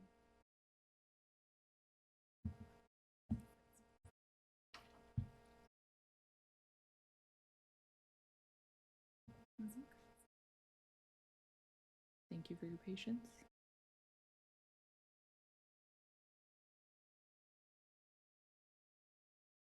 Aha, okay. Yes, now I think it's working. Thank you, Ben. All right, let's go back. Yeah, thank you. I may still have a question when we get to the dashboard, but we'll get there when we get there. Okay, so yeah, to kind of hone in on the goals and priorities of what we're doing here. So as you all know, we have an extremely aggressive climate goal in the city of Tacoma Park to reach net zero by 2035. This mirrors Montgomery County's goal, which is 100% reduction in emissions by 2035. These are a bit more aggressive than our state's goal, which is a 50% reduction by 2030. And our metropolitan Washington region also has a 50% reduction by 2030. And these are both based on a 2005 baseline. And I don't think I need to read your own council goals off to you, but as you all are aware, you have in your own council priorities a focus on climate change mitigation, climate change resilience, and managing our community's natural resources. On that topic, I won't be going into too many details since my colleagues in Public Works focus on tree programs, stormwater, and vegetative maintenance, but of course, happy to try to answer some tangential questions if they come up. We received an update to our emissions portfolio this year that goes up until 2023. This is the breakdown. This gets performed by the Metropolitan Washington Council of Governments every few years. The results from this recent inventory show that we have about 128,000 metric tons of CO2 coming from Tacoma Park specifically, which breaks out into about 36% from our built environment and 54% from transportation. I'll touch on that in a moment. And then the remaining is some fugitive sources, some coming from waste. And then, of course, we're offsetting or mitigating some with our forests and trees. If you're like me and you're really visual, that is what 1 ton of CO2 looks like. Other ways to think about it are it could be refueling an SUV 46 times or 127,000 smartphones that are getting charged, but it is a lot of emissions. To kind of break this out into a little quick snapshot of our progress, we are making progress. This recent inventory shows that we are decreasing our greenhouse gas emissions by 31% between 2005 and 2023, which is great, but we are still quite a ways off from our goal, and we will get into that in a few minutes when we talk about our dashboard as well. And just to hone in on that transportation aspect of the inventory really quickly, this is data from Crosswalk Labs, another data source that we look at to kind of just draw some points of comparison. It is for Montgomery County at large rather than just the city of Tacoma Park, and it's from up until 2022.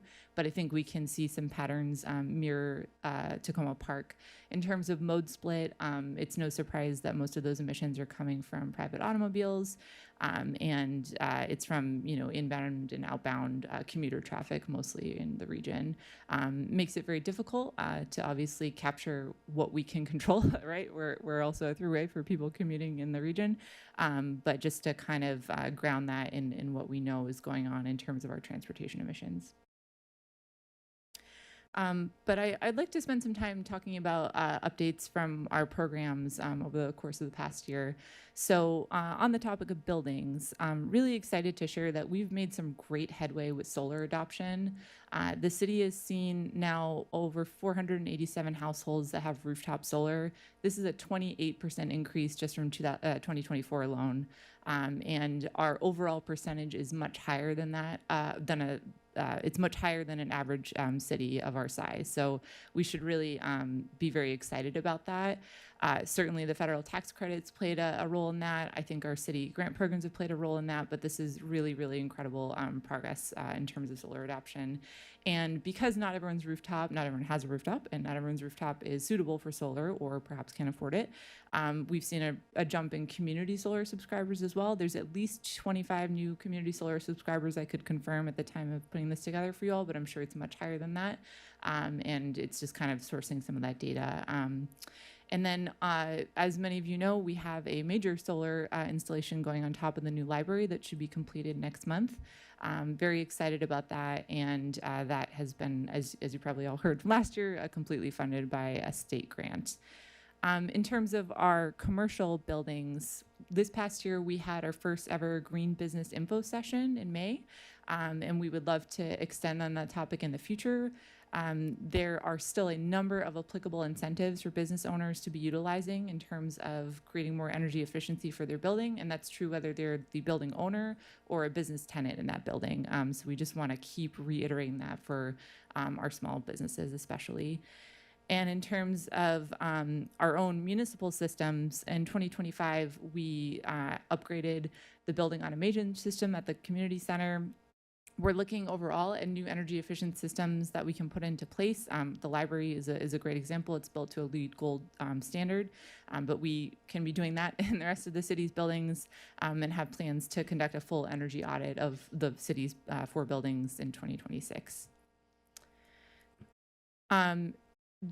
Again, might be old hat for you all now, but just to reiterate, we have 2 major city grant programs that address building emissions. The first one is called the Green Homes and Businesses Grant. It's had many other names in the past. This is the rebranding name we gave it last year. And this program last year received twice the amount of applications than we had funding to deploy, which is very indicative of its importance in enabling electrification projects at the local level. We were able to deploy over $220,000 in grant funding, and so far, this number even jumped today because we had a couple other folks who have finished in the last week, but 15 electrification projects got done in under 6 months. So people are really honed in on this topic. And we will be opening a new cycle of this grant in February. One of the things we're really excited about is we'll be doing some impact storytelling from a small business, from some residents, and potentially from a tenant about what that grant has meant for them, so that in the future I really hope we can put more faces in to that storytelling of why this grant has been impactful. In the green box up there is the summary of the projects that we funded this cycle.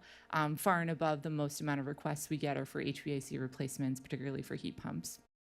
And then the other program, which is a collaborative program with the Housing and Community Development Department called the Multifamily Building Improvement Grant.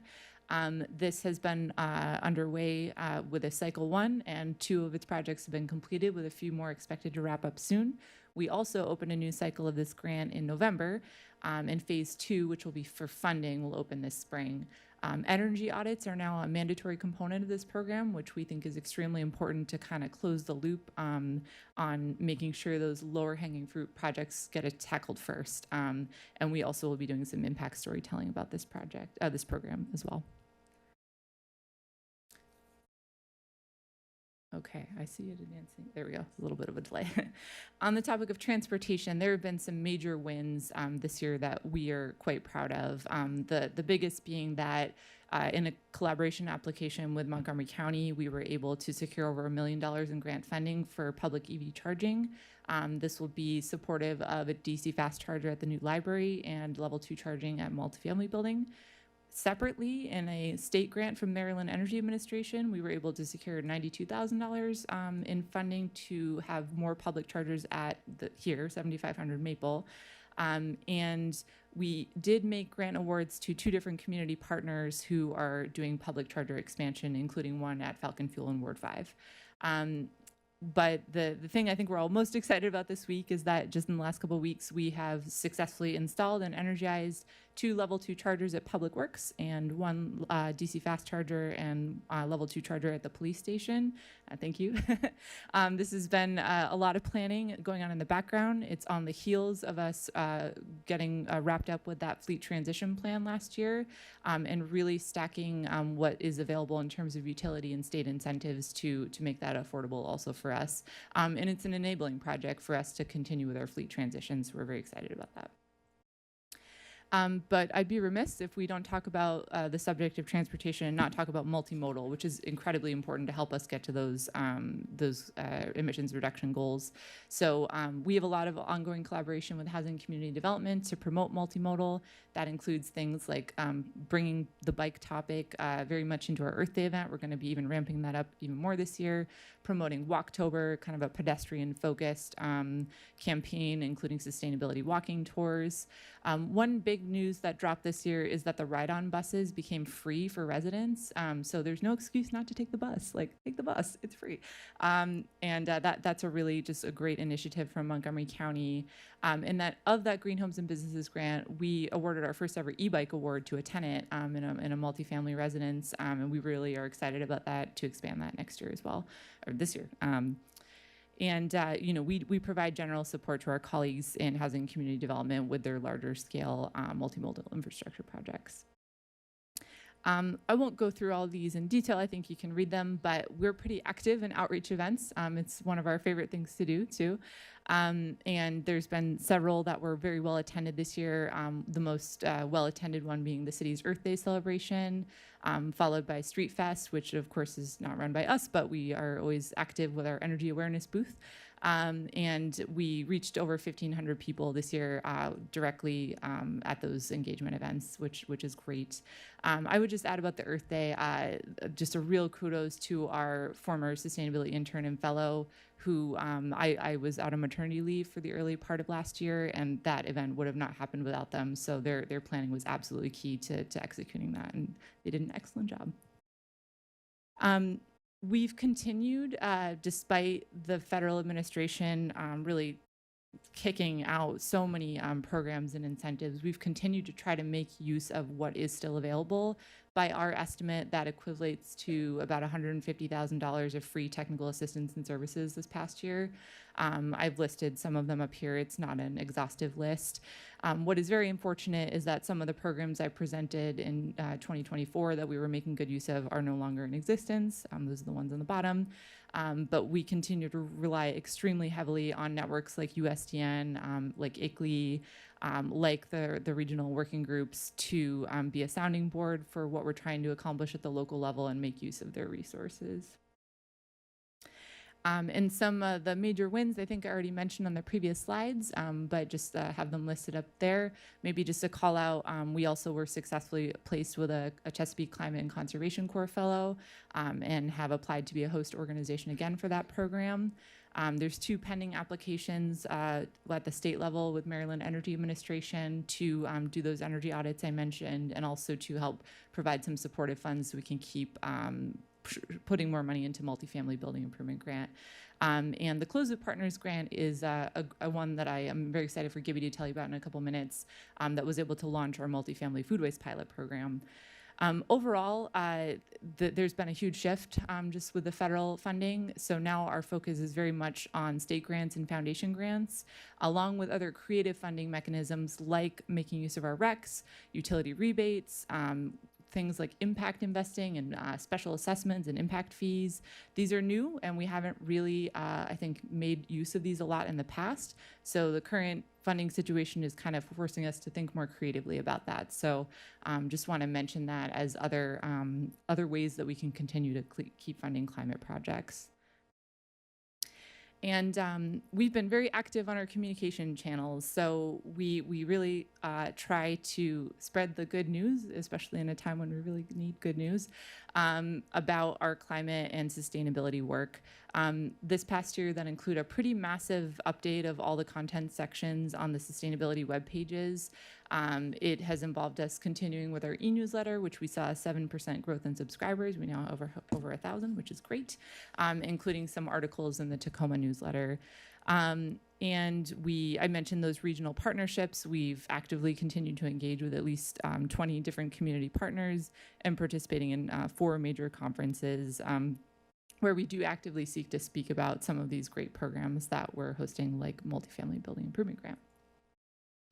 Our office also conducts an annual reporting, several annual reportings. It is not a year where we report for Sustainable Maryland. That will come up again in 2027, but very proud of the committee who's here, that they were at full membership this year, and that they are continuing to move forward on their action plan that they will present to you. But this was a big year in terms of our CDP reporting. This is a voluntary reporting we have done annually for the past 10 years. And we basically disclose, our carbon footprint and our emissions. We received a score of a B last year, but we improved to an A in 2025.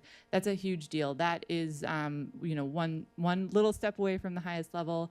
It reinforces our position as a real local level leader in sustainability, and it's something we should be really proud of. Not to be Debbie Downer, but our BEPS score is not so great.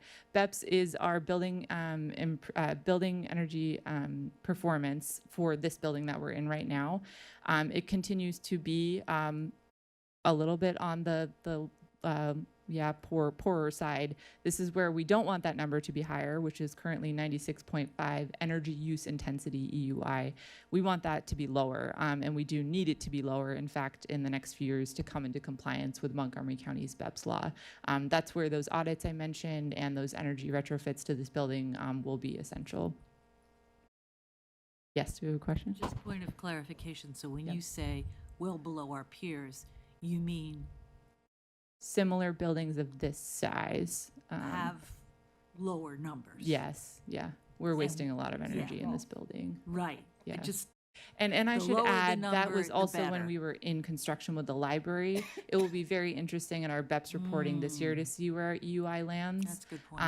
And, I think I can offer more insights in a few months about that. But I just want to clarify about the numbers, because it's a little counter, as you say, golf. Lower is better. Yes, lower is better. Lower EUI is better. Just to cover very quickly some initiatives and projects we have on the docket for 2026. We are launching a sustainability dashboard called ClearPath 2.0. This is a public-facing tool that communicates our climate action plan. Andrea will present about that in just a moment. We are proposing that we update parts of the climate action plan. There are many goals and strategies that are not represented from that 2019 plan. We've done a deep dive. That is what that memo that was sent to you all was about, to kind of cover what we've been doing in that process and why we feel that update is necessary. And we also feel it's very pertinent that we expand on our climate resilience work and work more collaboratively with the emergency management. That photo is from, the storm last summer.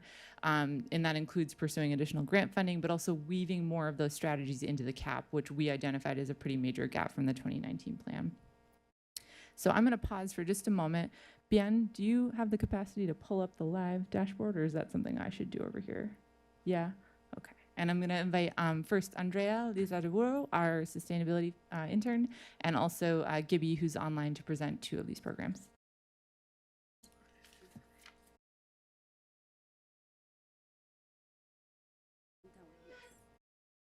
There you go. Perfect. Thank you so much. Good evening, everyone. Yeah, my name is Andrea, and I'm really happy to give you a quick demo of this dashboard. It is an interactive dashboard that, on the one hand, acts as a tool to track and monitor all our goals, targets, and interventions. And on the other hand, it models the emissions of the city. And what it does is it uses the GHG emissions inventory that we have provided, and it models the emissions scenario toward our net zero goal by 2035. So I'm just going to show you, this is available through our website to anybody who's curious to explore this dashboard. So it has 4 components, and each one provides very crucial information. The first one is the emissions pathway. This is basically answering the question of what's the current state.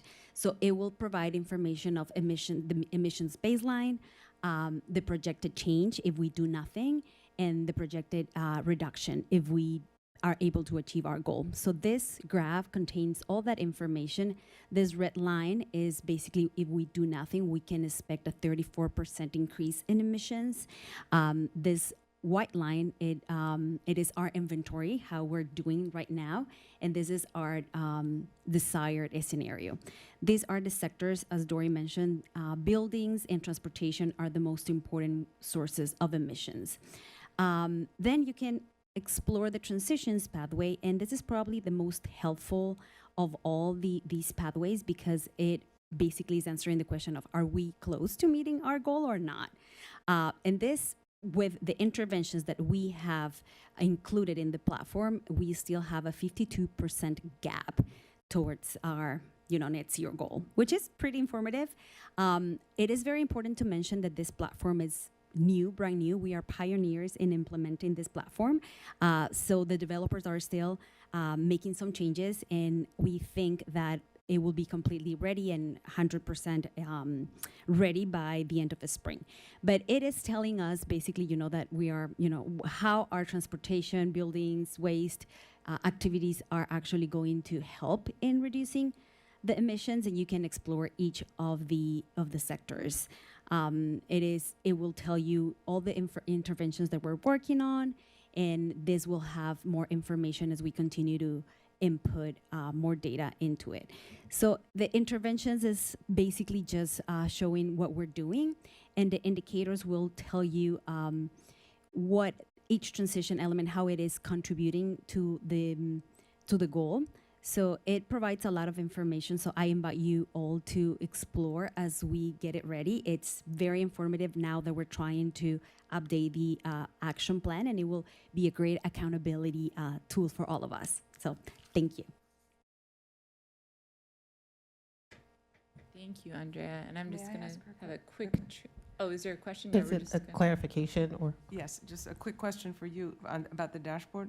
An earlier screen referred to fugitive emissions representing a fairly significant, I think it was 11%, but there's no category for that on here. I just was wondering what that constitutes and whether there is any way that is going to be featured, and what's within that category, and if it'll be part of the dashboard, if it could be.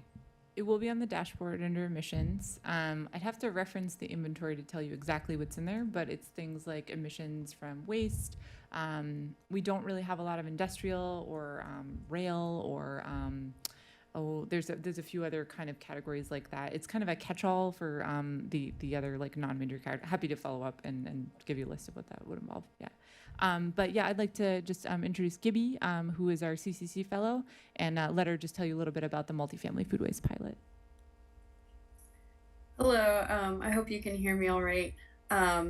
Yeah, so currently the City of Tacoma Park offers food waste collection services to single family homes and small multifamily homes under 12 units. However, there is currently no access to food waste collection services at larger multifamily properties. So almost half of our city lives in apartment buildings and condominiums, largely concentrated in wards 4, 5, and 6. So there's a significant gap in access to household composting in our community. To address this, the city is launching the multifamily food waste collection pilot program this spring, using grant funding from closed loop partners and matching funds from the city. We've purchased 4 Metro Store smart food waste bins that will be installed at 4 different locations. Here you can see them on the map as Sligo Apartments on the Houston-Kennebec corridor, Tacoma Phoenix Condominium on Maple Ave, the Leland and the adjacent Hancock Gardens building on Lee Ave, and Tacoma Overlook on New Hampshire Ave. The numbers in this map represent the number of units in each building, but we intend for each of the bins to be accessible and visually attractive so that the neighboring community can also access them. And I also put a photo of the Metro Store bins used by Zero Waste DC in Washington DC, and they have great success with their program. So we've been kind of partnering or collaborating with them just to see how their collection program is going. So as part of this pilot program, we'll be distributing free kitchen compost caddies and compostable bags for participating households, as well as conducting a education and outreach campaign at the building specifically. So this will involve information sessions and tabling events scheduled in the spring with our community partners and other outreach partners, as well as the housing managers. And yeah, the program is going well so far, and the bins will hope to be installed early February at the latest, and we'll kind of hit the ground running with education and outreach after that. Thank you, Gibby. Just a quick note on the dashboard. We went through that extremely quickly. It's our intention to potentially hold a webinar to dive more deep into that tool and demonstrate a few more of its features to everybody. So I'm almost done with my input portion for y'all, but then happy to answer some questions. Just wanted to call out that we have some important upcoming events this spring in March, April, and May. March would be the Healthy Homes Fair. This is hosted by one of our regional partners. It will be at Catholic University of America campus. It was the same location last year. This is a See, Touch, Feel event for all things electrification. I believe our green team is also helping organize a field trip for residents to attend that together, which would be awesome. And it includes free technical assistance and one-on-one support for residents looking to electrify. We will have a booth there. The Earth Day event is What date is for the March event? Do you have that? Saturday, March 21st. Thank you. Yep. Yeah, no problem. Earth Day event is returning on Sunday, April 12th. We're very excited to share this will be in collaboration with the Tacoma Park Silver Spring Co-op this year and be a multi-node location event. Very excited that we can kind of expand on that. And then Go Solar TKPK, our information session about everything solar, will also be in early May, on May 7th in this room. And just to kind of tie everything back to the conversations you're going to be having in the next couple of weeks and months regarding budget implications. So, our call here is just for your continued support and funding existing programs. We've just seen how important and almost essential those grant programs are for residents, especially given the federal cuts to other climate funding. The pilot for the food waste collection program we've already gotten demonstrated interest from multifamily residents. We're really excited to see that grow and expand. And ClearPath, which I neglected to mention, is included with our ICLEI membership, but we will be requesting a multi-year contract for that in this budget cycle to continue to have that tool. It's our kind of pilot year with it, but we are considering that an extremely essential tool for mapping impact, collecting metrics, and communicating back to residents about city programs. Just to call out some of our cost efficiencies, which we think about all the time in our office, being small and mighty, that Conservation and Climate Corps program has been worth its weight in gold. We have been so fortunate to be placed with a fellow the last 2 years in a row. If we are seeking placement this year, that would include a $5,000 match from our side, but that has been a $66,000 value over the past 2 years. Continued participation in programs at no cost, technical assistance that I mentioned before, and that planned climate action plan resilience work that I was also mentioning has so many co-benefits. I mean, from everything to public safety, emergency preparedness, infrastructure, housing, they're very much intricately tied with that topic. And in terms of capacity, this work is not possible without the intern and the fellow at the levels that you have heard us speak about tonight. And we would just ask for continued funding of those items. We will continue to pursue grant funds for whatever's possible for clean energy programs because they are still very essential for us to activate programs that are going to get us closer to that net zero target. And that concludes my input. Thank you so much, and happy to answer any questions. Wonderful. Well, this has been a fantastic presentation. I I'm so excited to see all of the wins. You know, sometimes you see things just kind of trickle through, and then to see it all together, and you realize, wow, we've done a ton of work, and you all have done a ton of work, and so we're really, really appreciative of all of the work that you've put in. One quick, I don't know if it's quick or not. I have two questions. One, for the dashboard, are the data that you're using to ultimately populate that dashboard, are many of those data requiring someone on our end to enter in information in a regular way? Sometimes dashboards can pull from other places and other data sources and kind of auto-populate. Other times you can create a system that requires a body to make sure that there's someone that's in there that's updating it, or else it will be obsolete. How is there like a mix? It seems as if there's a mix based on what I was able to see here, but I was just wondering whether or not populating and updating the dashboard is something that is labor intensive. It's a little both. Do you want to elaborate? Sure, yeah. So we, of course, it requires the inventory. The inventory it requires information from our department. So that is being collected already, and that we get the support of COG, the Council of Governments, to basically put it in a way that it can be imported into the dashboard. So that's one piece of information that gets updated. It requires the department to work on it. And then the other piece, which is very important, is just collecting the data of the targets of each one of the programs. So that is basically what we've been doing the past few months. We've been reviewing the previous action plan, and then basically validating with all the other activities that the department is also working on that are related to sustainability, and that includes resilience, that includes transportation, buildings, and basically we're trying to get indicators for those activities that will tell us what is the impact that we're achieving with each one of those activities. And that information needs to be updated, and it has to be uploaded to the platform so that it gives us a realistic somehow, because it's a model, that's what the platform is, but it can be as accurate as the data that we use. Yeah. Without getting too much into the weeds, it is based on a very scientific methodology. Again, happy to cover that in this webinar. And this has been a very healthy exercise in revealing where there are gaps in our data and where we need to do more detailed strategic goal setting. And that's not just in our own department, but also in our colleagues' departments. So kind of back burner plan is to also have conversations with those colleagues who work on climate-focused actions and really get them to drill a little bit more into what those goals are for them and how they collect that data. You can't manage what you aren't measuring, right? So yeah. No, that's awesome, and I can get very weedy on those kinds of things because it's what I do. But I do know that you have that interface, but you also have that system will generate those metrics for you, which is what it's doing. But you have to have those inputs in order for it to do the math to give you the pretty picture.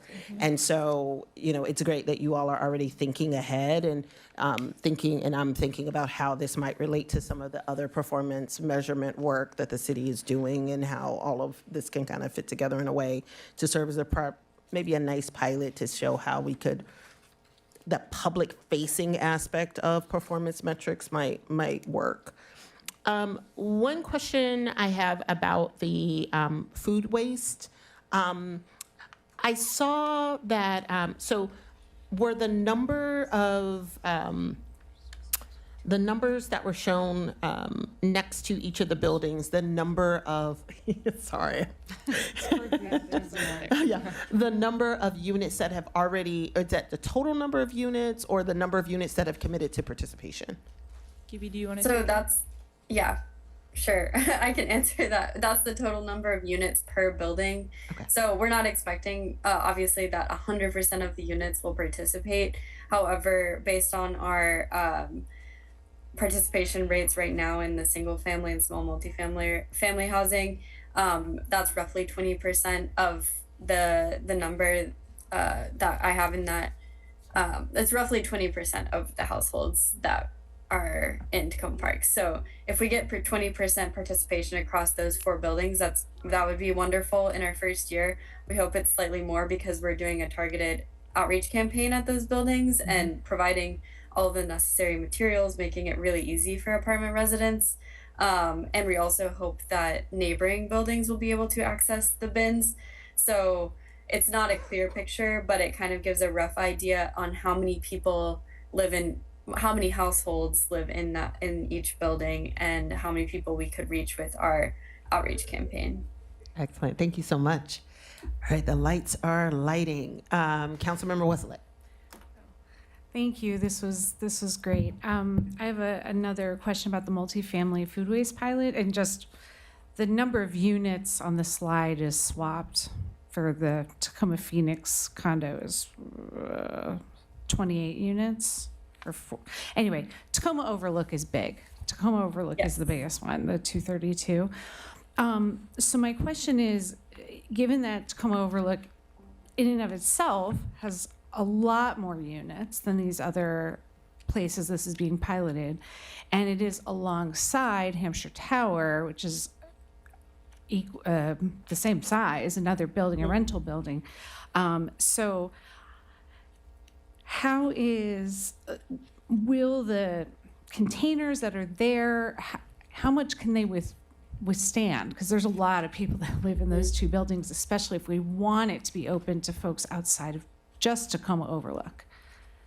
Yeah, that's a great question. And sorry about that little error in the slides there. I didn't mean that to happen. But yeah, you're right in that it's over 400 units across both the Hampshire Towers and Tacoma Overlook.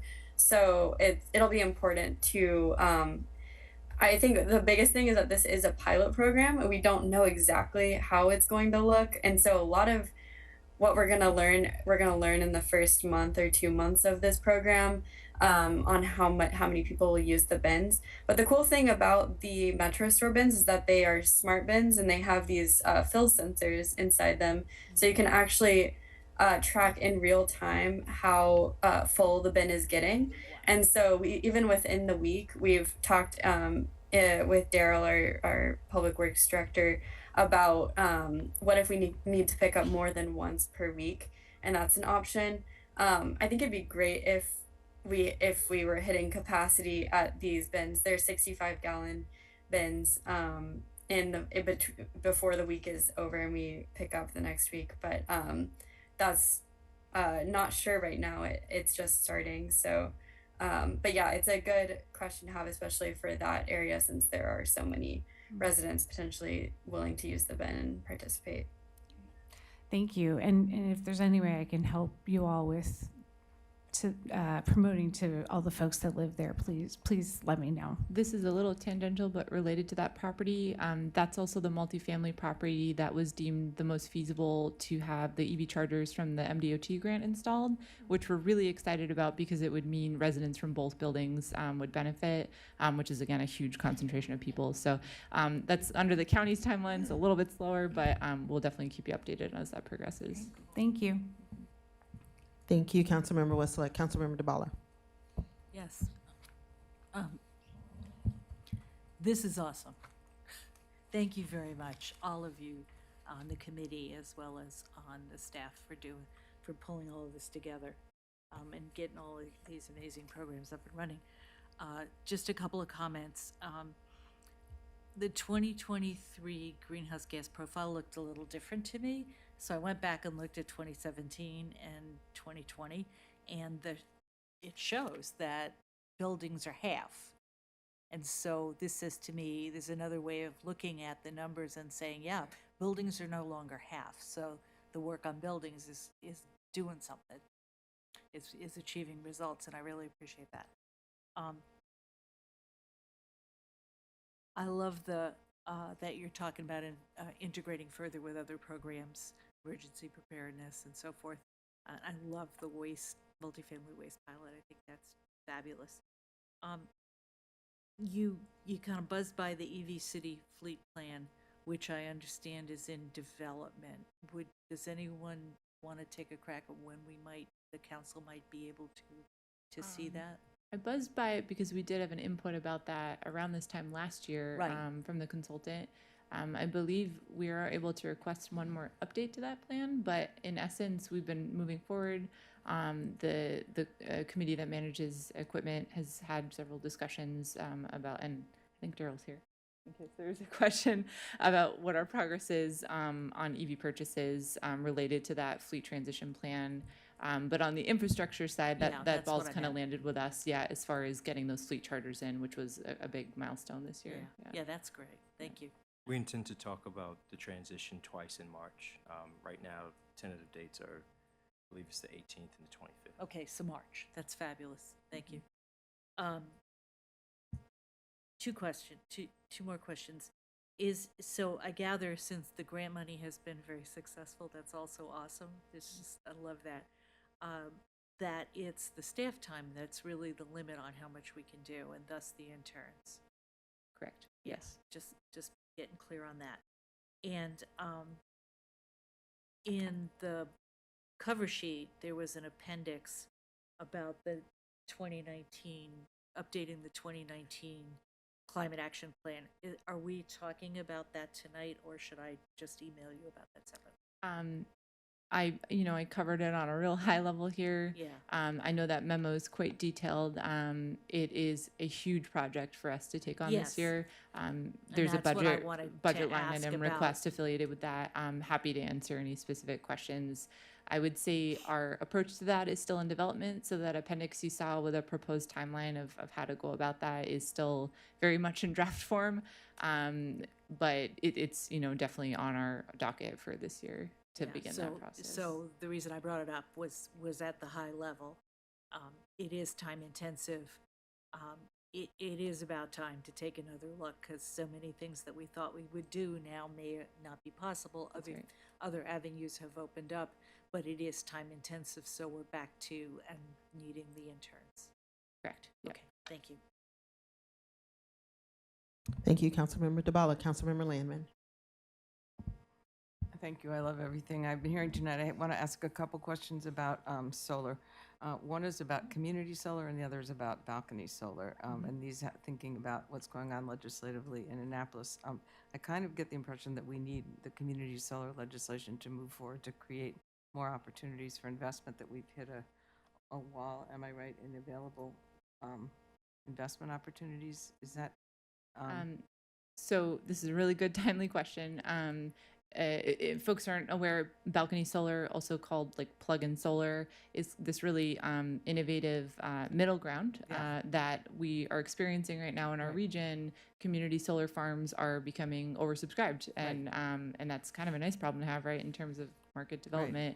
But it's also leaving people who can't have rooftop solar without an option for clean energy, because now we have this regulated situation. It's a very complicated backstory. I don't need to get into it right now, but it is harder for the average resident to procure clean energy, basically. And we're following pretty closely what happens with that legislation this year. I intend to bring a speaker actually to talk about this topic at Go Solar TKPK in May, just so we can all kind of stay abreast of if that becomes legal in Maryland. How do we go about it? How do we get started? Is it safe? I was actually just in a webinar about that very topic this week. It's very popular in Europe, in Germany in particular. And like I said, it could be a really great middle ground for our residents to explore who are in that kind of capacity of not having the ability to put rooftop solar on. So, yeah. Well, I was especially interested in making sure that we were plugged into what you may know, that, and it's being communicated to our legislators who are working on that actively, and to make sure that the legislation takes into consideration the sorts of things that you think about when you're electrifying a building, because it requires that people be able to like put their solar panel on their balcony, plug it in, and then get credit for the power that they are feeding back into the system. And, as a homeowner who just put solar on, I know I needed Pepco to come over and, fiddle with the equipment. I have no idea what they did, but in order to get credit for, putting power back in. And so with tenancies and that system, I imagine that's pretty complicated, and I want to make sure that those of you who know how that works have input into the process to make sure that the legislation is thinking about those complications, not just the power supply, but also the how it all works out to the benefit of renters. I am a newbie still learning, but I intend for us to bring in experts who can weigh in. And I think if it's a matter of supporting that legislation at the state, I would just say our office is highly supportive of it as another vehicle to help people go solar. Please Yeah. be in touch with us if there's anything we should be doing when we are, interacting with our D20 Great. legislators too. And I think it would be very exciting if we can be a pilot for that and go find money to help put money in our tenants' pockets too. Thank you, Councilmember Landman. Councilmember Honzak. Thank you. This was a terrific presentation. I am super excited about the work that you're doing, but also about the dashboard. The dashboard feels like a tool that I think we as policymakers can partner with you on figuring out what's the best bang for our buck. So that's really cool. I have some sort of detailed questions, and I'm just going to throw them out there since we don't get to talk to you that often in public. It's just two. One is when I was looking at some of your data on bicycles, I'm wondering, has your department thought about doing any bicycle survey of our multifamily buildings to look at the infrastructure from a sustainability lens to sort of see how feasible it is for people to even do biking that live in our multifamilies? I've more thought about it as related to our transit department, but not so much to sustainability. But looking at your data, it made me think about that again. Yeah, I would say it falls in that space of things that we have not yet collaborated on, but would love to explore. Particularly as there were so many transportation-related goals in the last climate action plan that I think may have gotten stalled out or got morphed into other things, or now there's new priorities. Would love to talk to Casey Webley maybe about that, who I think the majority of our bike programs kind of fall. Well, maybe I'm stepping out of line here, but feel free to chew on that, and if it looks like it could bear fruit, put it before us in the budget season. I'd be eager to support that. I don't know, but I can't speak for my colleagues. And also, so my second question is, for the food waste bins, have you all got agreements with the building management about who is responsible for cleanup physically around those bins? I know I am very excited about the program, but my biggest nerve-wracking thing is that we already have this like rat problem, and it's sometimes around our trash bins we get a lot of extra waste kind of falls by the wayside. Is that is there a contracted agreement with management companies on that, or is it Public Works? Gibby, do you want to take that one? Yeah, sure. Yeah, I'm in the process of getting all the signatures for license agreements. So we worked with the city attorney to decide that a license agreement was the best way to go. No fee attached, obviously, for the bins, but just outlining the kind of liability of the bins, all of that. It is the city's responsibility to maintain the bins in terms of their function and also the cleanliness around the bins. We are picking up once a week, and in each of those pickups, we're training the sanitation staff to make sure that they wipe the surface of the bins, clean up like generally around the bins. We also have information on the bins that has a reporting, where you can reach out to food waste at Tacoma Park MD.gov. So there's also a way to report those kinds of things in the app, and we hope that residents are engaging with that. So there's multiple avenues to making sure that the bins remain clean. But yes, it is mostly, if I'm not wrong, Dory, our responsibility to maintain at least the weekly cleaning and maintenance without it being too burdensome. I will say, as far as rats and pests, a lot of the research shows that these locking food waste bins actually deter pests, because the reason that rats come to the dumpster is because food is in the trash and not in a separate locked bin where rats can't get in at all. So ideally, if everybody composted their food waste, we actually would have less of a rat problem. So hopefully this is actually a solution and not a contributor to that problem. But yeah, happy to answer more questions. Those license agreements detail a lot with, and we're working closely with those housing managers to figure out solutions around cleaning and scheduled maintenance, stuff like that. Well, if I may, that sounds awesome, and I hope we can get to that goal. It actually sounds beautiful if it once we get to more like 90 to 100%. Maybe at our next time we get a report back on this, I would love to hear directly from our staff about how it's going for them, and to what degree it's added work, and how we, the council members, could perhaps help them to get the word out on your public education campaign, so residents are taking more responsibility. Thank you. Definitely.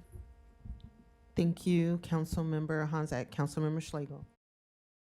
Thank you. A wonderful report, and thank you also for talking about intersectionality at the beginning.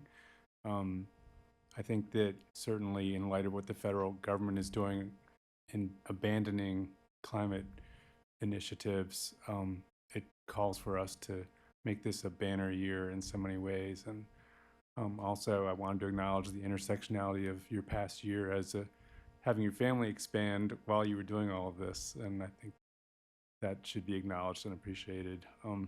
I had a question about in the idea of accelerating and pushing farther on rooftop solar. Do you know if there's a tool that can survey all rooftops and see where there are still potential spots?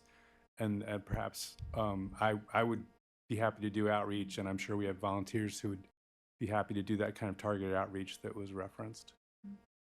Yeah, I think there exists some LiDAR softwares. I'd have to dig back into my records, but I think it was a team from Google who was piloting, or kind of a beta version of a tool that could do that. And while that is useful, I think, worthy in the way that we kind of use LiDAR for tree canopy assessments, the real barrier continues to be the financial aspect of putting up rooftop solar.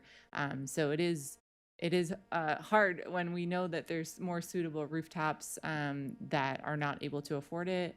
And I think that's where we've been concentrating our efforts. But I am quite sure a tool like this exists, and I would just have to kind of dig up some notes from last year. I know that we had a short presentation about that.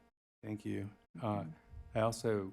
I've asked Ward 3 residents who have considered cycling or who do cycle to share what kinds of practical obstacles they're encountering, and whether any of those have to do with our own infrastructure or traffic control systems. Mm-hmm. And if there's anything that I find out, I'll share that with your office. That sounds great. Great. Well, thank you so much. Thank you. We are, it's amazing work that you all are doing. We are moving on to the Sustainable Maryland Certified Committee Annual Report.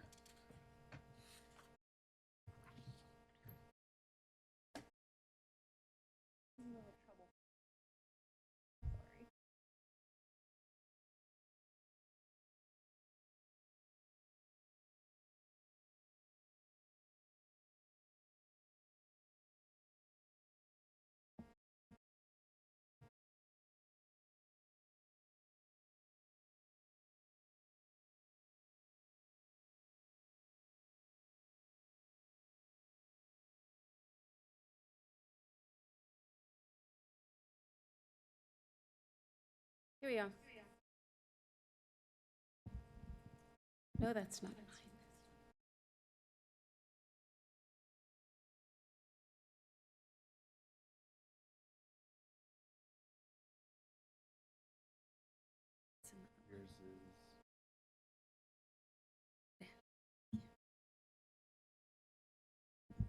Lower the mic.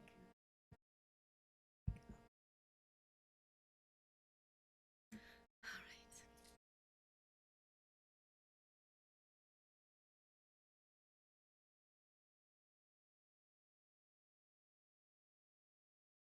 So, dear.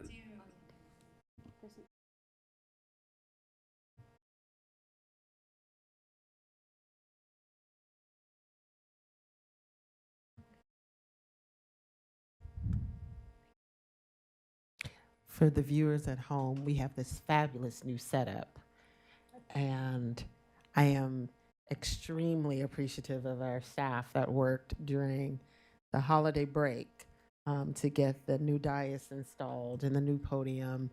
And I am wiggling my legs because I am no longer hitting multiple chords under my feet. Yes, that's But that just means it takes a little bit more time for us to make sure that we are managing the technology. I like that because I'm short, the screen is no longer blocking me. Yeah, you can, that is very true. You can now see the person No. without having the monitor in your face. Mhm, That's mhm, Dory's. mhm. Mine was the one behind it. That's mine.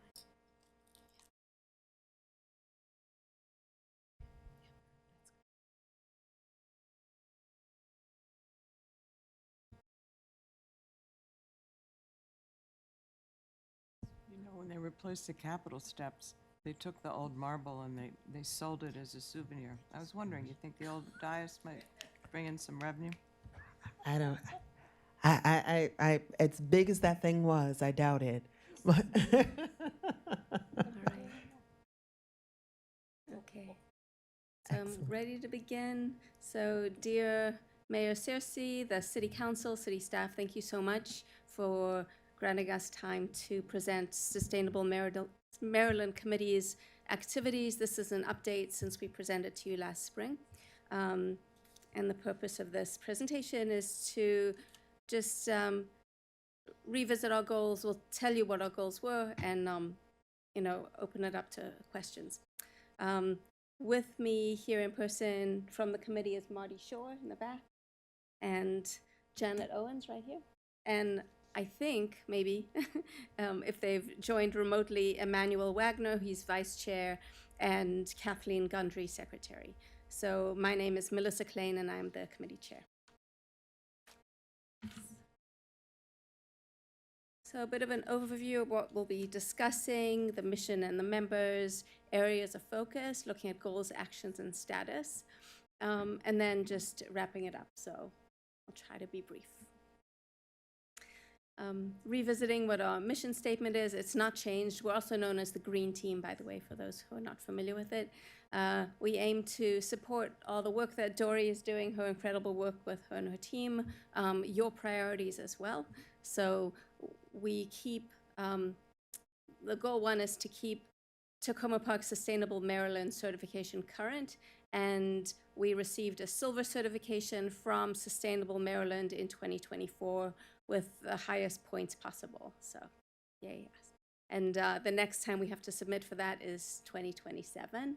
Another goal is to inform and educate City Council and staff about climate change developments as it pertains to net zero climate goals and that Dory spoke about, and also assist the council and staff by identifying and helping just implement products, advocating for necessary funding, which Janet will speak more about, and also just educating residents on our collective goals. Committee members, besides the members whom I already mentioned, we have Erica Bollerud in Ward 5, Allegra Cangalosi in Ward 1, and Raquel Pichardo, Ward 4. So I know there's one pending appointment that will be announced this evening. So some key areas of focus that we're looking at, food waste reduction, municipal fleet electrification, EV infrastructure expansion, climate resilience, green purchase ordinance, and community outreach, which overlaps with all those topics. So for food waste reduction, Janet Owens has been a key player in that, so I'll hand it over to Janet. Yeah, I don't really have too much to add to Dory and Giddy's presentation of the food waste pilot. And as a committee, we've come before you to talk about food waste for the past couple of years. Food waste accounts for the largest source of methane gas and landfill trash. So that's why we thought it was so important to take this issue on. But as a committee, to facilitate this project, we proposed last year that that the city allocate $20,000 to sustainability to start this pilot project. And as well, we supported a $50,000 staff grant proposal that actually got this project rolling.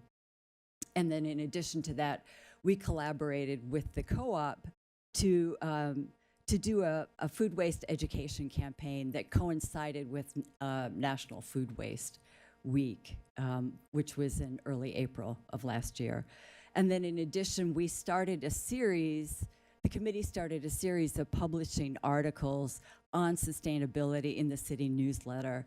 And the first article that we contributed was on food waste reduction and food waste composting. So as you see the status of the pilot, it's up and running, or at least the groundwork for that is up and running. The smart bin should be in place in February. And what will really make this a success is public education that will go on the ground with these apartment buildings to get actual residents to participate in the composting. So I think that's really the biggest element that we want to focus on, is that public education will make this really work. Thank you. Thank you so much, Jen. I appreciate it.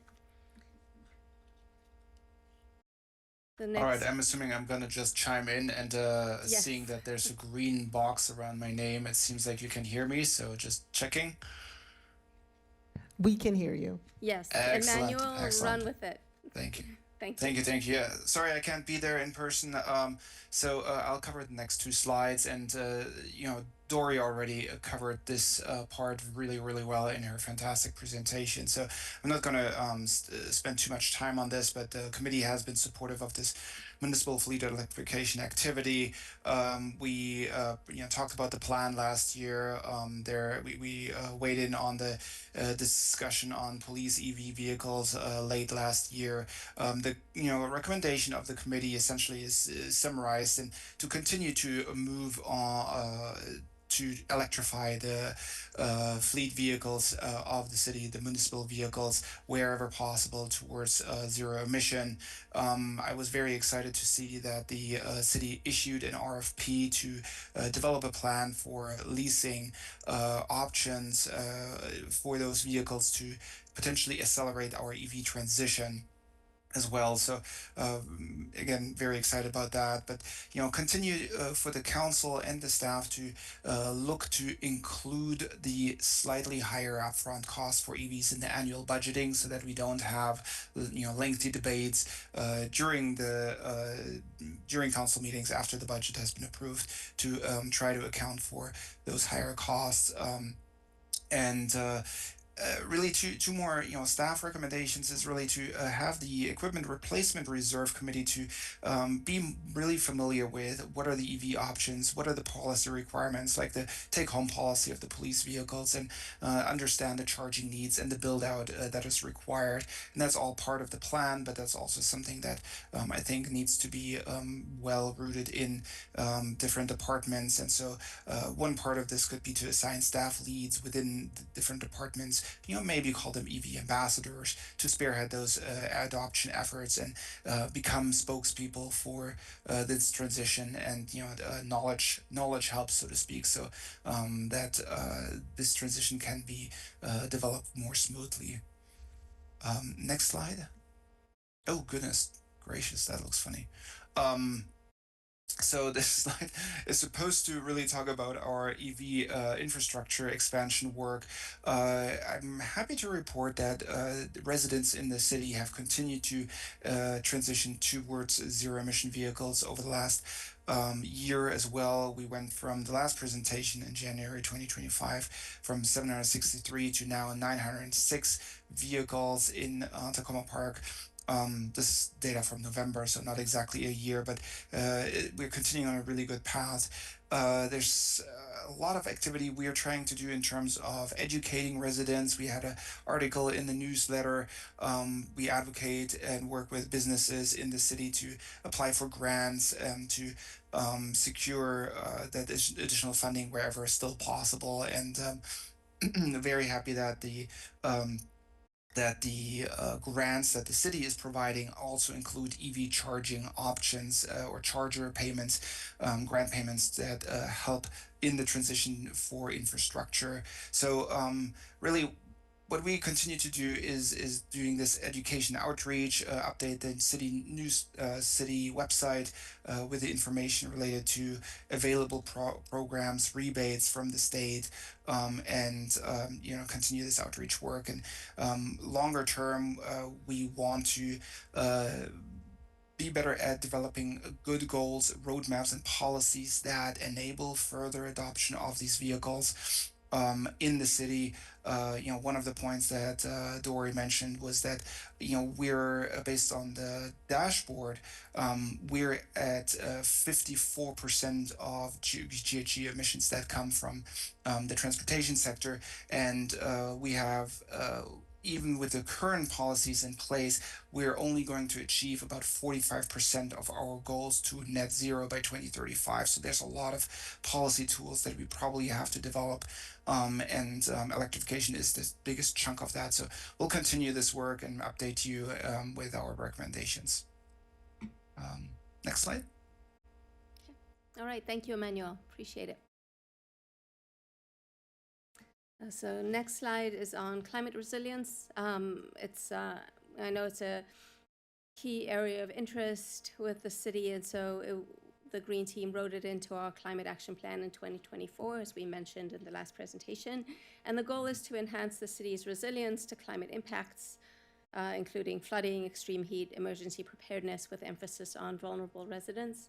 A lot of what we've done so far is just, it's getting started with education and communication around it, developing a new webpage on the city site on this topic. It included city's initiatives and action steps for residents, and it also established core messaging that could be used in all forms of outreach.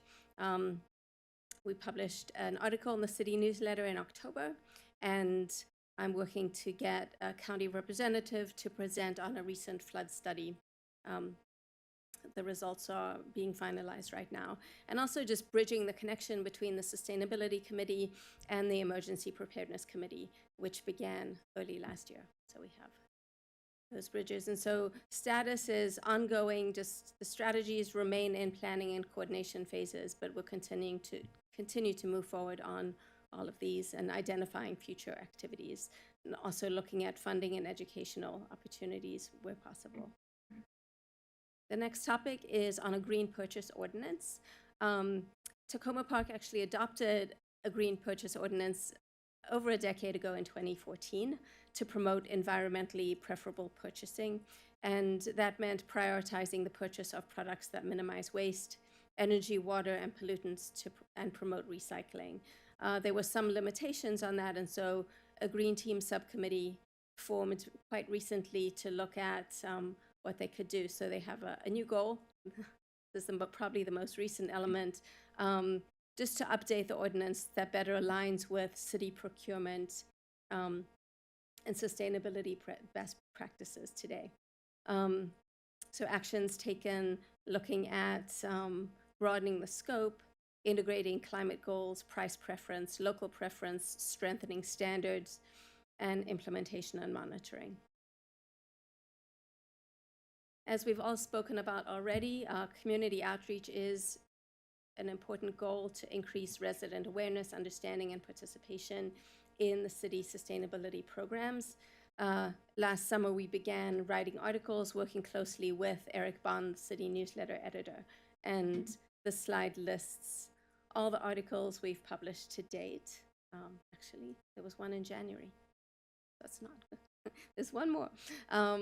Also, we're kicking off a speaker series beginning this year, looking at providing community education on various sustainability topics, likely to be held at the new library space, but also in this building if we need more space for it. And so that's in the planning phase. And then just continuing to support Dory in her city events, local events, such as the Street Festival, Earth Day, and other initiatives. So here's a fun photo of community engagement. And taking a look at some of the 2026 goals, which actually, this slide is the same as what we presented last year. It's I just removed the 2025 part, but it's also just more supporting different elements in the space. So supporting update of the climate action plan, as Dory talked about, advancing education on renewable energy initiatives, also looking at some sustainable finance areas like banking and investment, commercial energy efficiency, and also fossil fuel policy exploration. And then the next slide looks at asks for county council action. So echoing Dory's requests and priorities, updating the climate action plan is pretty critical. I know that's in the budget already, or request has been put forth. Also, having Dory have support staff is essential, absolutely essential. What they do is incredible. And potentially, if there's bandwidth, to expand the green team by at least 2 seats or 2 or more seats from 9 to 11 to handle the larger workload. Now, this is not something we've discussed before, but we just wanted to put it forward to see if that's a possibility. Because there's obviously a lot we can run with, but you know. So with that, I will see. I'll see if you have any questions. Excellent. Well, thank you all so much for the tremendous amount of work that you've put in to serve our residents. And I have read a number of your articles in the newsletter, so thank you very much. I learn something every single time. One question that I have, and this may be for the city clerk, in terms of the size of this particular committee. Is this one of our committees that can go up to 11 members No. without a code change? Okay. No. Okay. Okay. Because I think, what is it? The Arts and Humanities is a little larger. No, it's the youth council. Youth Council and is larger. COLTA. And COLTA is larger. Okay. Okay. So that would be something that we would need to look into the code to modify. Okay. And I don't recall us having difficulties with recruitment for this particular committee. I can speak to that. Councilmember Hazan. We had an extreme number of applicants for that particular committee this round, such that it was really hard to make a choice. And that was unique. No other committee had so many people apply to it. In fact, we had several with 0 applicants. Oh, wow. So yeah, it was tough. So there's definitely enough people in the community that would and many of them with lots of skills. Excellent. Thank you. Thank you, City Clerk and Councilmember Honzak, for answering my questions. And one other. May I comment on that point? Sure. To that point, at one time, the Recreation Committee was full and had sort of adjunct members, people who were willing to be coming to meetings and doing particular projects that they were interested in, but not having the full responsibilities of being a committee member. So maybe we can look into something like that. Yeah, thanks. Thank you. And I would like to learn a little bit more. We don't have to do it tonight because it is 10:30. But around the commercial energy efficiency approach. I mean, I know that we have like the business improvement grants that we're already kind of doing to kind of help in that vein. But I know that for a number of our businesses that are in these very large strip malls that have aged substantially, that to make some of the necessary improvements to that entire infrastructure would be kind of costly, and would also need to work with property management in order to see some of those more substantial changes happen. And I was just wondering, kind of thinking through what some of the additional things that we may want to consider besides what we're already doing in terms of some of our business improvement grant funds that can go towards making some improvements in our businesses. So we don't have to belabor that point tonight, but I would be interested in learning more about possible approaches regarding goal 4. Yep, absolutely. Councilmember Dabala. Yeah, just briefly, because it is late, and thank you for hanging in there. Great presentation, excellent work from the committee. I'm really excited. And I had a couple of points. The climate resilience page is great. I just looked at it today. The green purchasing, I was on the Environment Committee when the original green purchasing ordinance was adopted, so questions related to that. Well, what were they thinking at the time? I would be able to address. And it is time to update it for sure. So thank you for taking that one on. The sustainable banking goal that you have, I think that the council received an update on that, and maybe you all didn't get that. So we can follow up, make sure you're current with what the city staff has given to the council. And I'm interested in number 5, fossil fuel policy, but that I think everybody knows that already, so I'll stop there. Thank you. Thank you, Councilmember Dabala. Councilmember Honzak. A couple buckets. First quick bucket is I'm so excited that you're partnering with the Emergency Preparedness Committee to work on climate resilience. I won't even ask right now. I'll look forward to your next report to hear what kinds of ideas you've come up with and how we can help you with that. Second bucket is related to is Emmanuel still online?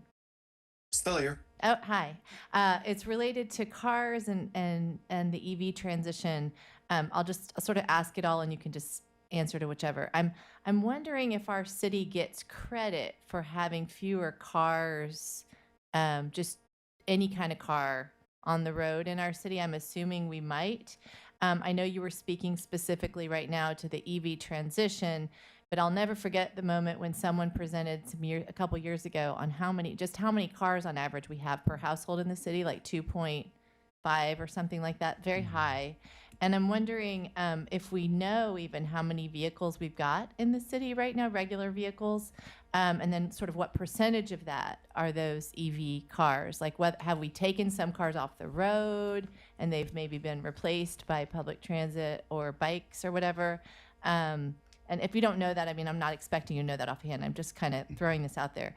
And then I would just love to hear from this committee, in addition to EV-related things, have any of you ever thought of some really out-of-the-box crazy stuff that we might be able to pilot as a city that might not even be that expensive, but that we could just try out to really try to make advances on that sort of switching over, not full on to an EV, but I don't know, punch cards for businesses where you get there by public transit or something else where we're really trying to force people to make that personal transition as a household beyond what's out there. I don't know. That's just kind of a crazy question. You can get back to me later. Thanks.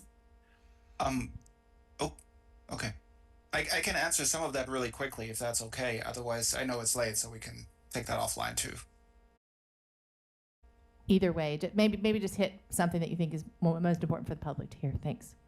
Yeah, well, so the last one first, you actually have a council member in your midst that was part of the parking management task force not too long ago, where one of the things that we've looked at was how can we use parking space better, and maybe put a premium on that currently free space. And one of the things that we discussed there was if businesses can develop a voucher program, for example, for employees to not use their car to get to work, but instead use public transit. So there's probably some conversations that can happen there. The second question you had was related to number of vehicles. I am really glad you're asking that because as a part of my former job, I actually tried to figure out the answer to that. Unfortunately, and you may be able to help with that because that is data that MEA or MDOT most likely has. Unfortunately, it's not publicly available. They asked me to put in a FOIA request, and I just didn't have that money. But maybe there's a way to do that. My understanding is that it's very unlikely that we've seen less cars on the road, but that's not necessarily a scientifically or data-driven answer. But that I would be happy to work with somebody on the council to maybe open some doors there to actually collect that data because that's a very good question. We need to know. 900 cars is great, but if we increased our entire fleet by 900, that doesn't really mean much. Yeah, thank you. Great, thank you. Councilmember Landman. Thank you for a very good report. I have two unrelated quick questions. The first is there's a mention in passing of the EVI replacement plan. That may be a question for Ms. Braithwaite, but the Electric Vehicle Institute units are planned to be replaced now. So you can just give a thumbs up if that's indeed okay. It's still a work. There's no okay. Just hope springs eternal. Okay, thanks. The other question is on the sustainable banking topic, which you mentioned briefly. I'm wondering whether this city you have taken a look at the Climate First Bank, which has become the financing mechanism that's being used for implementation of a bunch of climate programs, and has indicated that they do actually have the capacity to be a bank for municipalities to use, and if that's something that's on the radar of the Sustainability Committee or of the city in looking at the Climate First Bank. Yeah. And if that's on your radar. It is now. Thank you. Great, thank you, Councilmember Landman. Councilmember Schlegel. Yeah, thank you for this report. It's really informative. I was thinking about what Emmanuel was presenting about EVs and more recently just talking about how many cars do we have. And I'm remembering when you talk about the green purchase ordinance also, remembered I had this aha moment a few years ago where we had transitioned a long time ago to hybrids and then to an EV, and I kept thinking about how can I drive this vehicle as efficiently as possible. Then it hit me, drive it less. Like the fewer miles is what we're really aiming for. And so when we're talking about food waste, of course, like the ultimate is that there's nothing to go in the compost bins to begin with. Mm-hmm. So I hope that as we go forward, and maybe if the committee can staff up even further, that we can even be talking about this in terms of our economic development planning. So in the sense that maybe Tacoma Park can become kind of a place where you can do everything you need to do right within the borders with short trips that maybe are not by car. Maybe you're able to pick up something for dinner whenever you want it that night and then not have as much waste with like Costco purchases and things. And maybe you're able to just really curtail the number of miles you have to drive to go to a restaurant you enjoy or a grocery store or those sorts of things. Yeah. Great. Seeing no more lights. Thank you so much. We appreciate all of the hard work that this committee is doing to serve our residents and the fact that you're here to 1047. All right. Thank you so much. Thank you. Appreciate it. Okay. If folks are all right, we're going to keep on plugging away. I am going to kind of go through the Council Compensation Committee kind of facilitated discussion amongst council quickly, or somewhat quickly, because I really just want to rehash for ourselves and for members of the public the purpose of this work. Next slide, please. So everyone is aware that according to the city code, we had to establish a council compensation committee. We have to establish one every 4 years. And the purpose is to review the salaries of the mayor and council members and to make recommendations to the council on whether or not such salaries should be changed. And we're using the term salaries loosely. It also includes benefits and other types of perks of the job. And so we as a council appointed a 7-member council compensation committee on July the 30th, 2025 by resolution. Next slide. Thank you, Jesse. And I do just want to say thank you very, very much to our committees, to all of the residents that volunteered to participate on this committee. Shiera Atanobi of Ward 6, Allison Bellamere of Ward 2, Nancy Klung, Ward 5, Peter Kovar, Kimberly Martin, Franca Rolfe, and Yoftafe Wardofa were great. And so that committee presented to the City Council in October of last year and November on their interim findings. It was very comprehensive, included various surveys of council members as well as the public. And on November the 19th, the Compensation Committee presented the final report. Next slide. Okay, so we're gonna run through the recommendations just to refresh everyone's memory. But the purpose of this work session is really for us to be able to have an opportunity to talk to one another and share ideas. So the first recommendation related to salary and benefits. What the committee recommended was no changes to the salary. However, there was a cost of living, there was a recommendation for an annual cost of living increase tied to the ECI to make sure that salaries keep pace with the cost of living. Next slide. Recommendation 2, keeping in mind there were 4, but they included multiple components, related to making sure that we have an inclusive communication and outreach approach. The recommendation was to continue to improve inclusivity and accessibility in public engagement and outreach efforts. They pointed to highlighting translation access to the city newsletter and the website landing page, provide printed translations for council agenda items at meetings, and to standardize the city letter for new council, create a standardized city letter for new council members to request access to local neighborhood email lists. Next slide. And then the third recommendation related to engagement and candidate support. The committee heard that there was a desire to make sure that we were making access for underrepresented communities to run for office. And so what we were encouraged to do was to continue the outreach and education efforts in underrepresented communities to encourage individuals to run for office, develop a brochure on how to run for office along with key responsibilities of the mayor and council. And the Board of Elections is already working on that.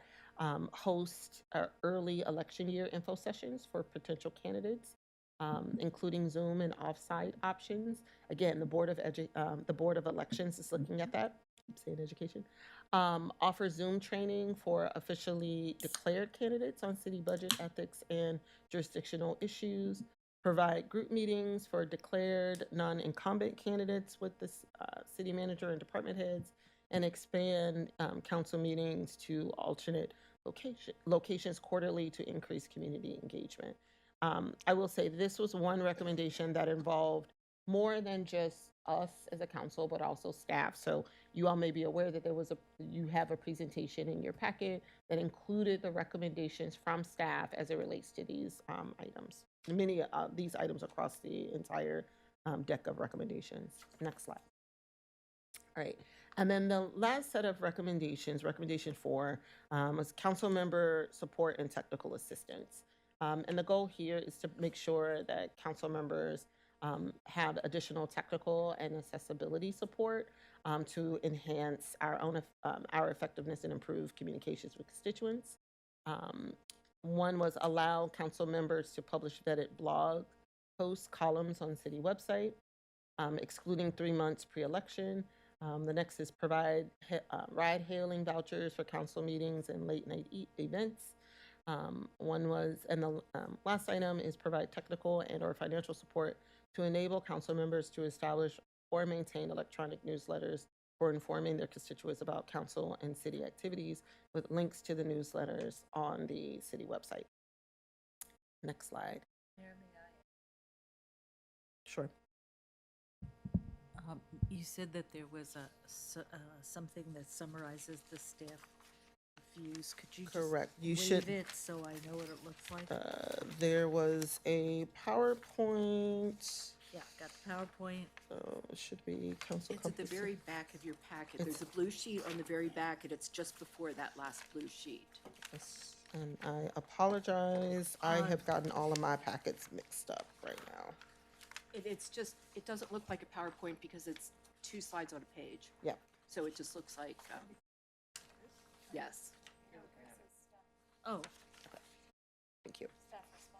Yep, staff response. Oh, there's. Oh, okay. it's right here in my Did not face. see that. Thank you. Okay, carry on. All right. Next slide.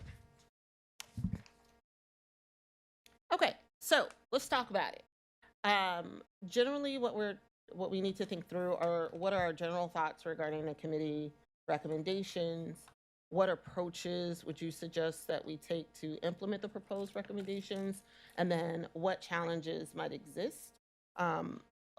Just so that everyone understands, we do need to develop a resolution that will finalize the council's decision-making regarding the recommendations. And as we just discussed, the staff has weighed in on a few of the items. So the inclusive communications and outreach, for example, our communications director is taking a look at translation access to the city newsletter. Staff has provided feedback that providing printed translations of council agenda items at meetings would be expensive and perhaps not practical. And that we could explore providing agendas with translations. There's also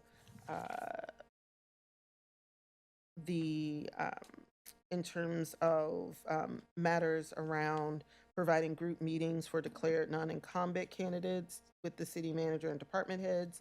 Staff have noted that this is already a process, as well as expanded council meetings to alternate locations quarterly to increase community engagement.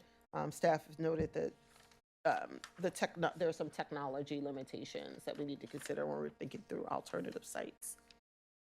So with that, I do want to pause and let's take these 3 questions for discussion. You could start with your general thoughts, but I would like for us to take each recommendation separately. So the Point of questions. information, if I may. I know we're looking at the recommendations of the committee.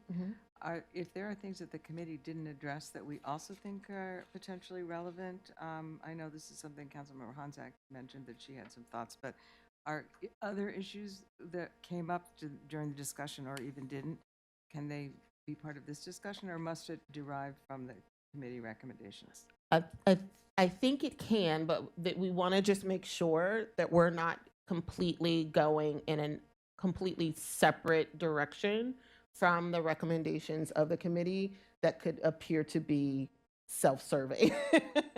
So you mean like a trip to Six Flags yes. would not be? Yeah, no, I think it's really wasn't- important for every council member to receive a voucher to Aruba for a weekend. Just No, but for example, one of the things we discussed had to do with benefits that is Right. not on this list, but it came up in the discussion, so we could potentially decide. we could Yeah. talk about that.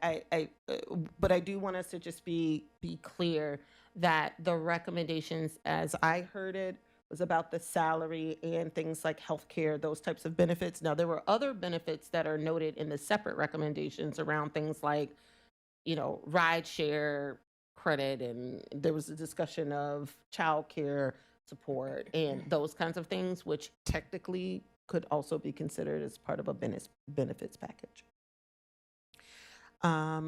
Council, so we're just so that everybody's clear, we're going to start with general thoughts. And then we want to try to tackle each of the recommendations to see whether or not there are any approaches that folks would suggest. And then what are some of the challenges that might exist with recommendation implementation? And we're going to start with recommendation number 1. Councilmember Honzak. Okay, I just want to start with the general thoughts, and I'll try to make it very quick. First of all, I want to express my deep, deep appreciation for the service of the committee members. I know they put a lot of time and attention into this, and I really value their inputs. I particularly appreciate the data that they gathered because I think it is really useful for our council to be informed by the data. I am going to be very clear. I don't think that the full array of responses to that data I'm not satisfied with where they led to. And I think I wouldn't be comfortable weighing in 100% on the salary and benefits portion of that because I think it's very difficult to, take ourselves out of that.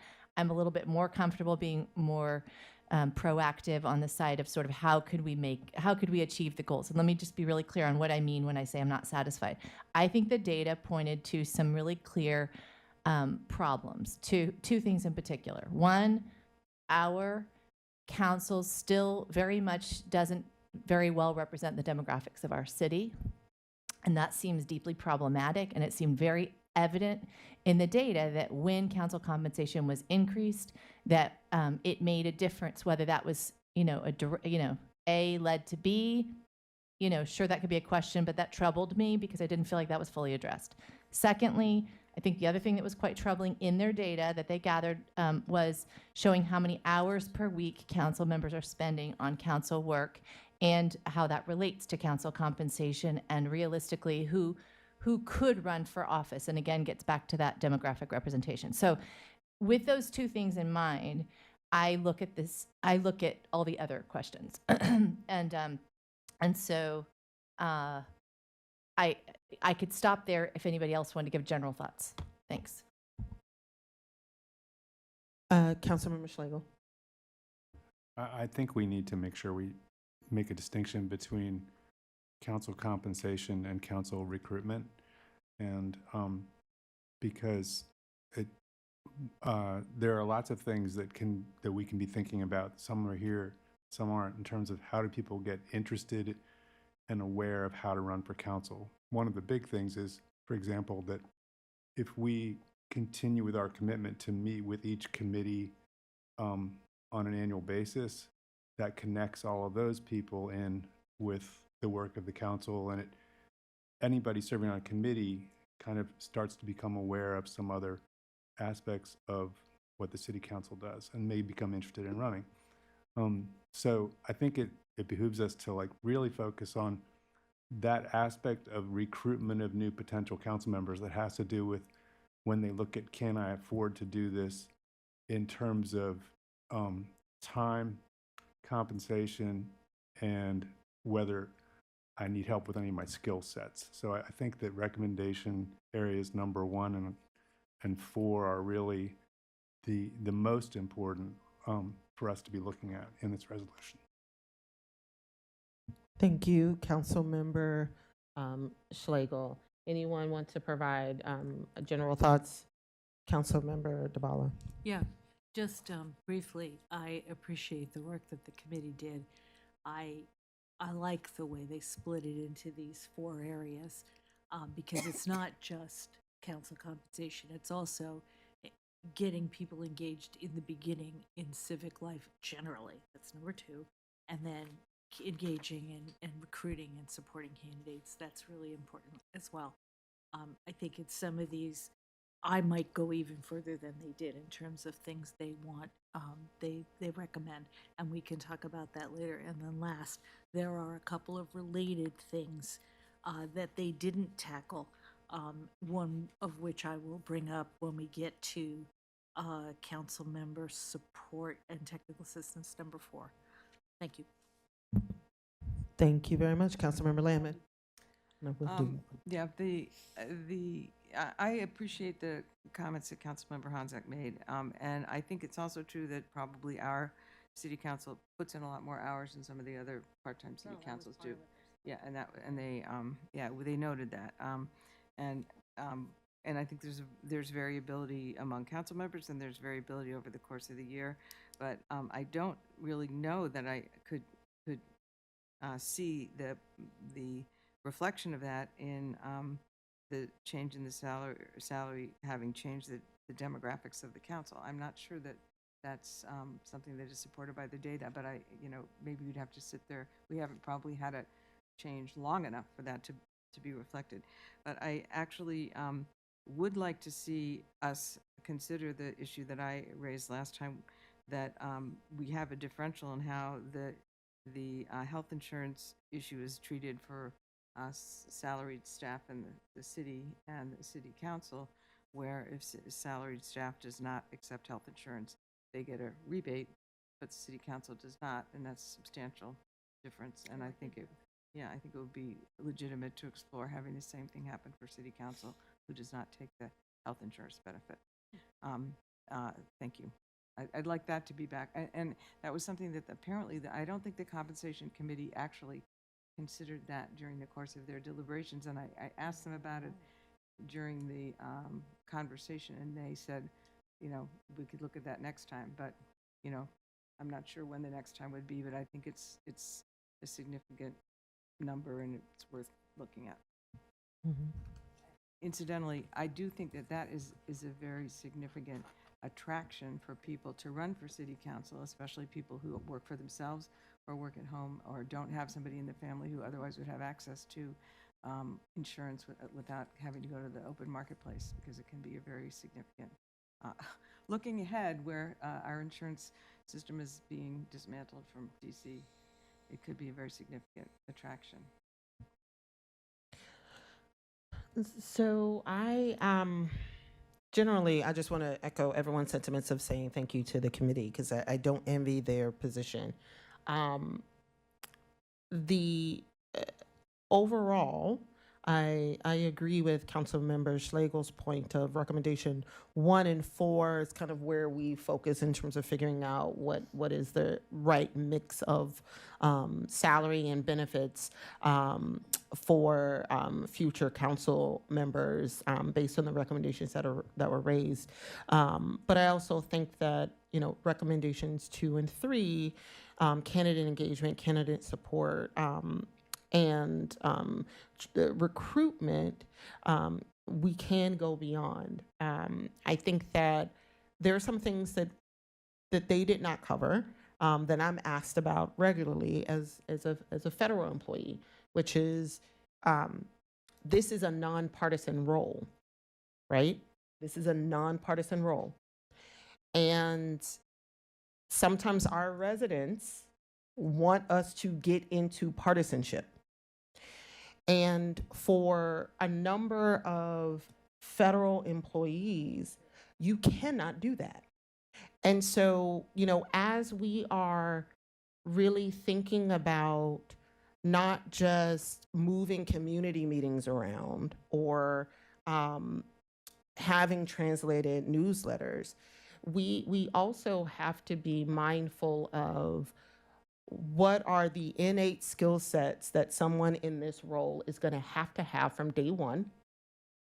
And those types of individuals, what are some of the major challenges that they are going to have in order to be able to dedicate time away from their families or simultaneously have to work, and this not consistently poses some sort of issue that they may have with the necessary approvals that they have to receive. Now, that's just a separate point, but I think it's something worth discussing. And then in terms of the salary and benefits, I say all the time, there's a reason why higher levels of government is filled with billionaires and retirees, because no offense to the retirees, when you are at a particular stage in your life where your income matters, you have a family, you have rent, you have limited amount of time, you have to work. And that means that when you are dealing with these kinds of things and having to also balance the salary, you are constantly reminded of the fact that, wow, I am pulling a lot of hours And this is poverty. I'm not even making minimum wage per hour. And you're not doing it for the money. But it is important to recognize. That said, I agree with the committee in that all of the elected officials across the board at the municipal level are underpaid. And we unfortunately are amongst the highest of the underpaid, you know? And so it's one of those things where I would love to say, hey, I'll fill out a timesheet. Just pay me $15 an hour and I will fill out a timesheet. You could, how many hours? I will give you my actual hours and you could pay me like I worked at McDonald's. But that's just not how it's set up, you know? Did you say McDonald's actually make more? So so unfortunately, that's just a reality of the life of, you know, local electeds. And dare I say it, it is unfortunately the culture of what we are choosing to do to serve our community. But I do think that the committee tried to try to provide some balance to address some of the challenges that we have all raised, particularly as it relates to trying to deal with some of the constituent engagement stuff that can take quite a bit of time. So let's talk about, I've already started talking about recommendation 1 in terms of the salary and the benefits, and we can go back to the slide where it lays it out, but it's basically saying keep the salaries the same and just make sure that we are increased by ECI. One question that I forgot to ask is the current compensation that we receive, what is the is the adjustment ECI? Okay, I just wanted to confirm that. So that recommendation was maintain the status quo. And I just want to see if there are any thoughts, concerns about that recommendation in particular in terms of maintaining the status quo in terms of salary.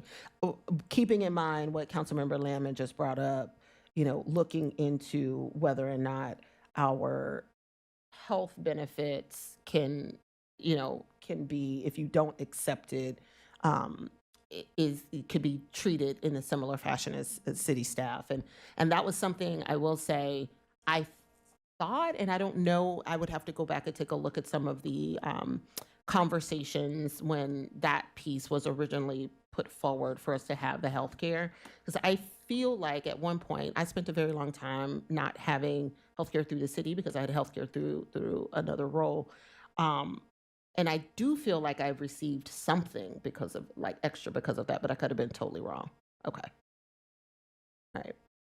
So is that something that folks are okay with in terms of salary and benefit status quo, aside from seeing about the possibility of those council members that don't accept the healthcare benefit, whether or not it would be possible for them to receive similar to city staff those funds back?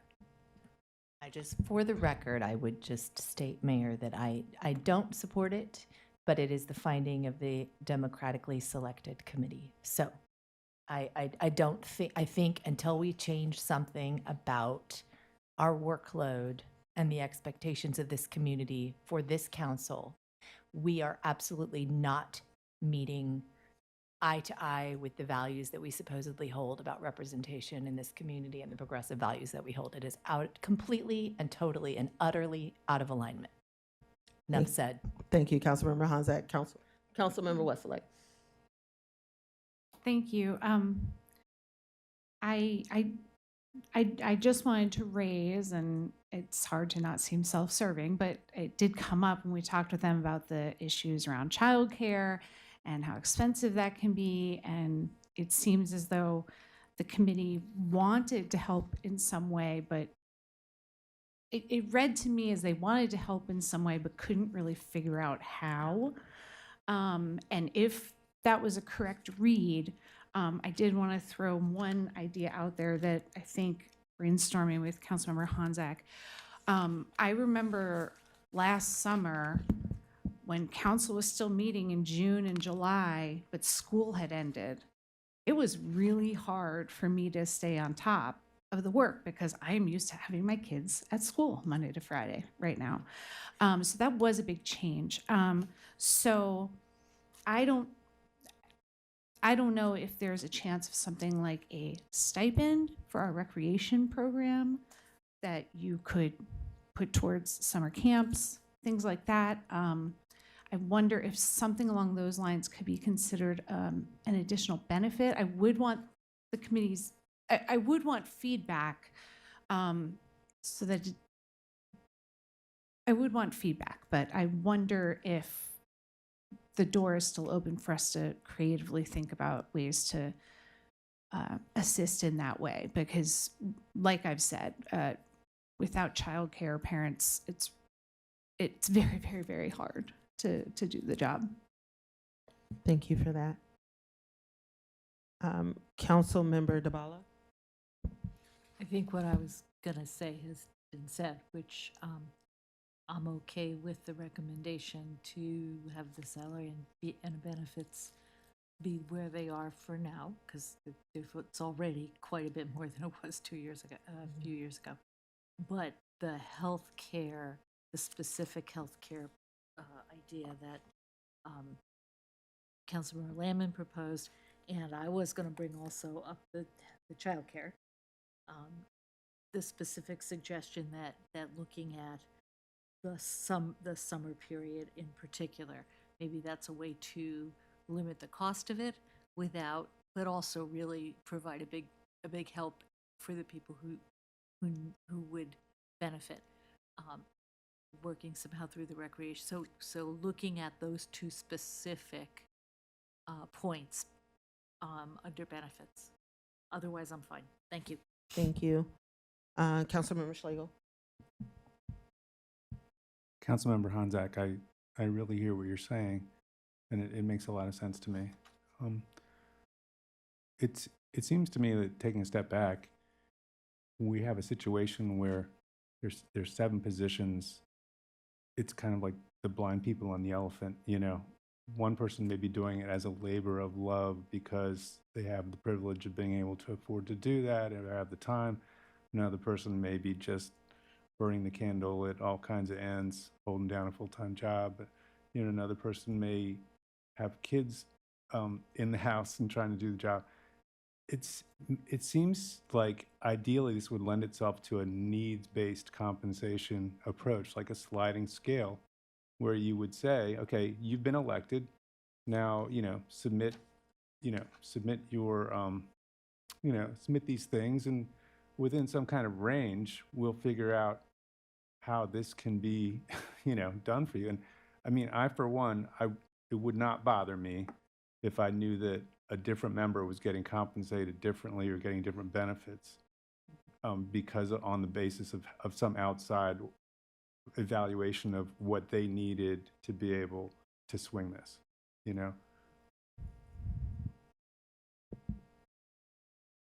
Thank you, Councilmember Schlegel. Councilmember Landman. What Councilmember Schlegel just suggested probably freaked out every union officer between here and Alaska, but I don't think it's viable. But I appreciate the spirit in which it was offered, and all the billionaires should get paid $1. Would you be able to say why it's not viable, just so I understand my benighted self? Why it's not viable? Because everybody has a different perception about what their needs are and how they should be evaluated, and I think it would be impossible to determine what would be the appropriate salary. And I think back to the years when everyone thought, I remember when I was paid half what my boyfriend was paid on the construction job because the boss thought that men needed money more than women. I mean, just, anyway, I just think it would be very difficult. But with respect to the suggestion that was made by Ms. Wesselak and Councilmember Wesselak, I think it makes sense to me that for somebody with school-age children, we could have a clearly defined benefit that consisted of, that was tied to like the cost of the recreation, the summer camp recreation program up Tacoma Park. Then we would have like a known figure, and it could be associated with, people with children up to age, school-age children up to some X number, and it would be kind of well-defined and a knowable figure, and it would not depend upon a summer camp stipend of some like unknown, you decided to send your child to horseback riding camp in Canada or something, and it would be a figure that would be, we know that our summer camps are reasonably priced, and anyway, I think that is something that would be relatable for the residents of Tacoma Park, and it would enable us to have people with school-age children be on the council, which is good for everybody. Thank you, Councilmember Lamb and Councilmember Gilbert. Yeah, our Superwoman mayor notwithstanding, I am one person of color who would not be sitting here had I not been retired. And I know that's probably the same circumstance for so many of our immigrants and other people of color in our community that wouldn't touch this position. And I've already talked to about this position. And some people, some really smart people I think could do this work in my ward that are just way too busy. And because of my circumstance recently, I'm having to go back to work. And there's some things that I really want to continue doing for my ward that I'm going to have to stop. I've already had to give up my work with the recreation department, my volunteer work with the recreation department, and pretty soon I won't be able to do and help with the things that Joyce and Terry are doing with food insecurities and the food drive. And I just wonder how impactful that this salary, as low as it is, it has been on that. People being able to do the work who are people of color. And I think that's where we're going to have the difficulties in getting the diversity up here. Thank you, Councilmember Gilbert. Councilmember Honzak. Sorry to speak again on this issue, but I think that Councilmember Westlake, we did talk about your idea, this idea, and we both happen to be working parents, and it's been exciting to see that there have been a few more working parents trying very hard to do this in the last few years, but we're all struggling. And two things come to mind about that is considering also what you were talking about with the recreation, Councilmember Landman. It seems like it would be really beneficial, and unfortunately this wasn't one of the recommendations of the committee, but again, we're kind of just bandying about ideas here. It seems like it would be very beneficial to the city to have residents see their council members using recreational services in the city, and experiencing them also, so that we can truly weigh in on them as to like, this was my experience, and I think that it could be something to consider. And we're only 7. We're not like the entire staff. I don't know if people would feel that was inequitable or something, but I think it would be interesting to actually use that as a way to attract people to be on council. Possibly is your household could use recreational services as needed. Again, I don't know if that's too economically impactful, but it seems like you can only use so many services as a single household. Through recreation, and it would be a good thing for people to see you using it, to try it out and whatever. And it would solve for potentially some of the childcare related issues. Now, then again, we now have this tiered scholarship program, where you can get a scholarship if you qualify. So, maybe we feel like that's adequate in and of itself, but it isn't always a full scholarship. Like it might be sort of a thing that we could put out there that might not cost us that much as a city. In straight up dollar values, like we might be filling an otherwise would be empty seat in a class, by saying, council members, why don't you use the service? Anyway, that's just an idea, is thinking about that, but I don't know whether we would be comfortable doing that without it having come very directly from this committee, and whether we'd want to throw it back out to the community or something. Yeah. And I'm sorry, Mayor, may I just say one other thing is that it strikes me, particularly now, also having heard from Councilmember Gilbert, that You know, one of the first accusations that was leveled at me when I came onto council was that, oh, I must be like other council members that was just wanting to do this because I aspired to get onto county council because it actually paid. And I thought, well, gosh, I mean, I'd never even looked at the salaries, and I'm pretty sure a lot of people haven't.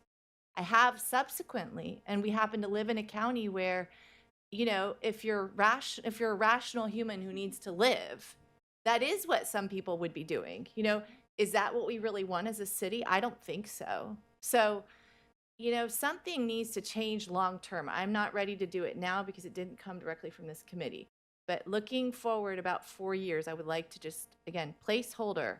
We need to really think out of the box. What would make it possible for this community to meet its needs? Like, for example, would it be that we reduce this council from 7 to 5 so that there's enough money to increase meaningfully the compensation for committee members? Would that be a way to do it? That's a huge undertaking. No way are we going to take that on right now. But I'm just saying we need to really think hard. We don't have to be like the rest of cities and be the highest of the lowest paid if we actually believe in what we say believe in.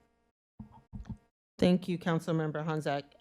So we've talked about the salary and the benefits. I actually want to go to recommendation 4 because I think that kind of relates. And just as a reminder, allow council members to publish vetted blog post columns on city website, provide ride-hailing vouchers for council meetings and late-night events, and then provide technological and/or financial support to help enable council members to establish or maintain electronic newsletters informing their constituents. I will just say, while I appreciate what the committee is trying to do here, in full transparency, I know how to create these newsletters. I simply don't have the time. Like, I know how to use MailChimp and how to make the pretty pictures and how to have a newsletter that comes out and looks professional. But I simply do not have the time, to the point where I have been contemplating taking the little salary I have to try to pay someone out of my pocket, in addition to the fact that I am paying for other stuff out of my pocket related to this, in order to get it done. So I question whether or not it is a city staff providing the technological or, you know, support, like the technology infrastructure, which is something that I believe the committee was kind of getting at, like having one kind of system, platform that everyone on council could be trained on, and then they can create their blogs and the like. I am more inclined to say, if we are committed to trying to tackle the technology and the communications needs of staff of the council, one, it needs to be addressed, quite frankly, as a city.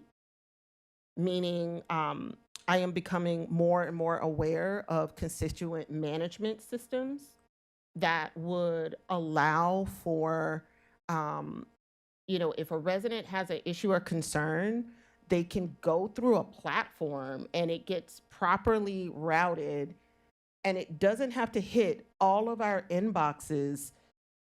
Like, I hate to bring up what occurred today, but the fact that everyone was in support of Councilmember Landman's resolution, the folks that showed up here, meant my inbox got inundated with the same message over and over again. And then I had to reply individually, develop a message in response, and reply individually to each one. Some then replied back, expecting another reply, which meant if I got a message that was important, a building was on fire, I am combing through resolution emails in order to get to it. and I am at work. So, so that means I'm responding to all of this stuff at midnight, 1 o'clock in the morning. So there has to be some way that when residents want to or need to ask a question about something, their first inclination is not to come to us, that we then forward the message to staff that you then reply to, but then we have to ask whether or not you've replied to it, right? Like, so I think that some of the technical assistance could be addressed through more systematic approaches that we can take to our constituent engagement. We know we have a very engaged community, an abnormally engaged community. It has Hyper engaged. a hyper engaged. Better? No. Okay. I'm trying. It is yes, our engagement is at a different level. We are known for it. I cannot tell you how many times I've gone to events and people have mentioned it. So that is the nature of the beast. And to a point that was raised earlier, we have to start thinking about the role. Is it the case that it is the council member's job for constituent engagement, when we know we have this very, very, very active community? Or is it that we rethink how we deal with constituent engagement to establish realistic expectations for our community, so that they're not thinking, I'm going to email the mayor at 2 o'clock in the afternoon, and if I don't get a response, she's ignoring me, or I'm calling the mayor directly and people are shocked that I'm answering my own phone. Every single time they're expecting to receive a staff person. So I think that there are some things that we may need to just think about systematically in terms of how we deal with what is a pretty heavy workload for us, and how we can develop some infrastructure that might actually help to make that burden a little less heavy for people that are in these roles. So I'm going to stop ranting, but that, for me, it's a big deal. So when it comes to like ride hailing vouchers, I don't know if that's something that is important. I do think that if we're talking about providing folks with support, maybe it is like some sort of dollar amount that council members can have to invest in whatever communication support mechanisms that they deem fit, right? It could be someone, for me, like, oh no, I want Trello. I'm paying for the platinum. I want all of my emails. I want to be able to copy and create a whole little thing to where I have dashboards, and then that way everybody can see what's going on for me. But someone else may say, hey, I want a subscription to MailChimp. So maybe it is just about coming up with a dollar amount that each council member receives for the purpose. And you can submit receipts, however you want to make sure that they're not using it on luxury dinners, but that they can use for these types of subscriptions. And then the allowing council members to publish vetted blog posts and columns on the city website. Did we do that? Well, this was slightly different from what I recall. Okay. So this was one where I also recall there being a desire for us to also like allow for the council members to publish the vetted blog post or columns on the city website, but it was kind of talked about from a perspective of, as council members, you may want to be able to say what you think and it not necessarily be within the constraints of being approved and vetted. People think that when I'm writing these statements, I get to say what I want. I don't. there's lots of back and forth with staff and people around what ultimately gets published. So I think that if we're talking about trying to address the communication issue, I think the constituent management system, like figuring out some way to deal with that, providing council members with some sort of subsidy to help them with communications however they see fit.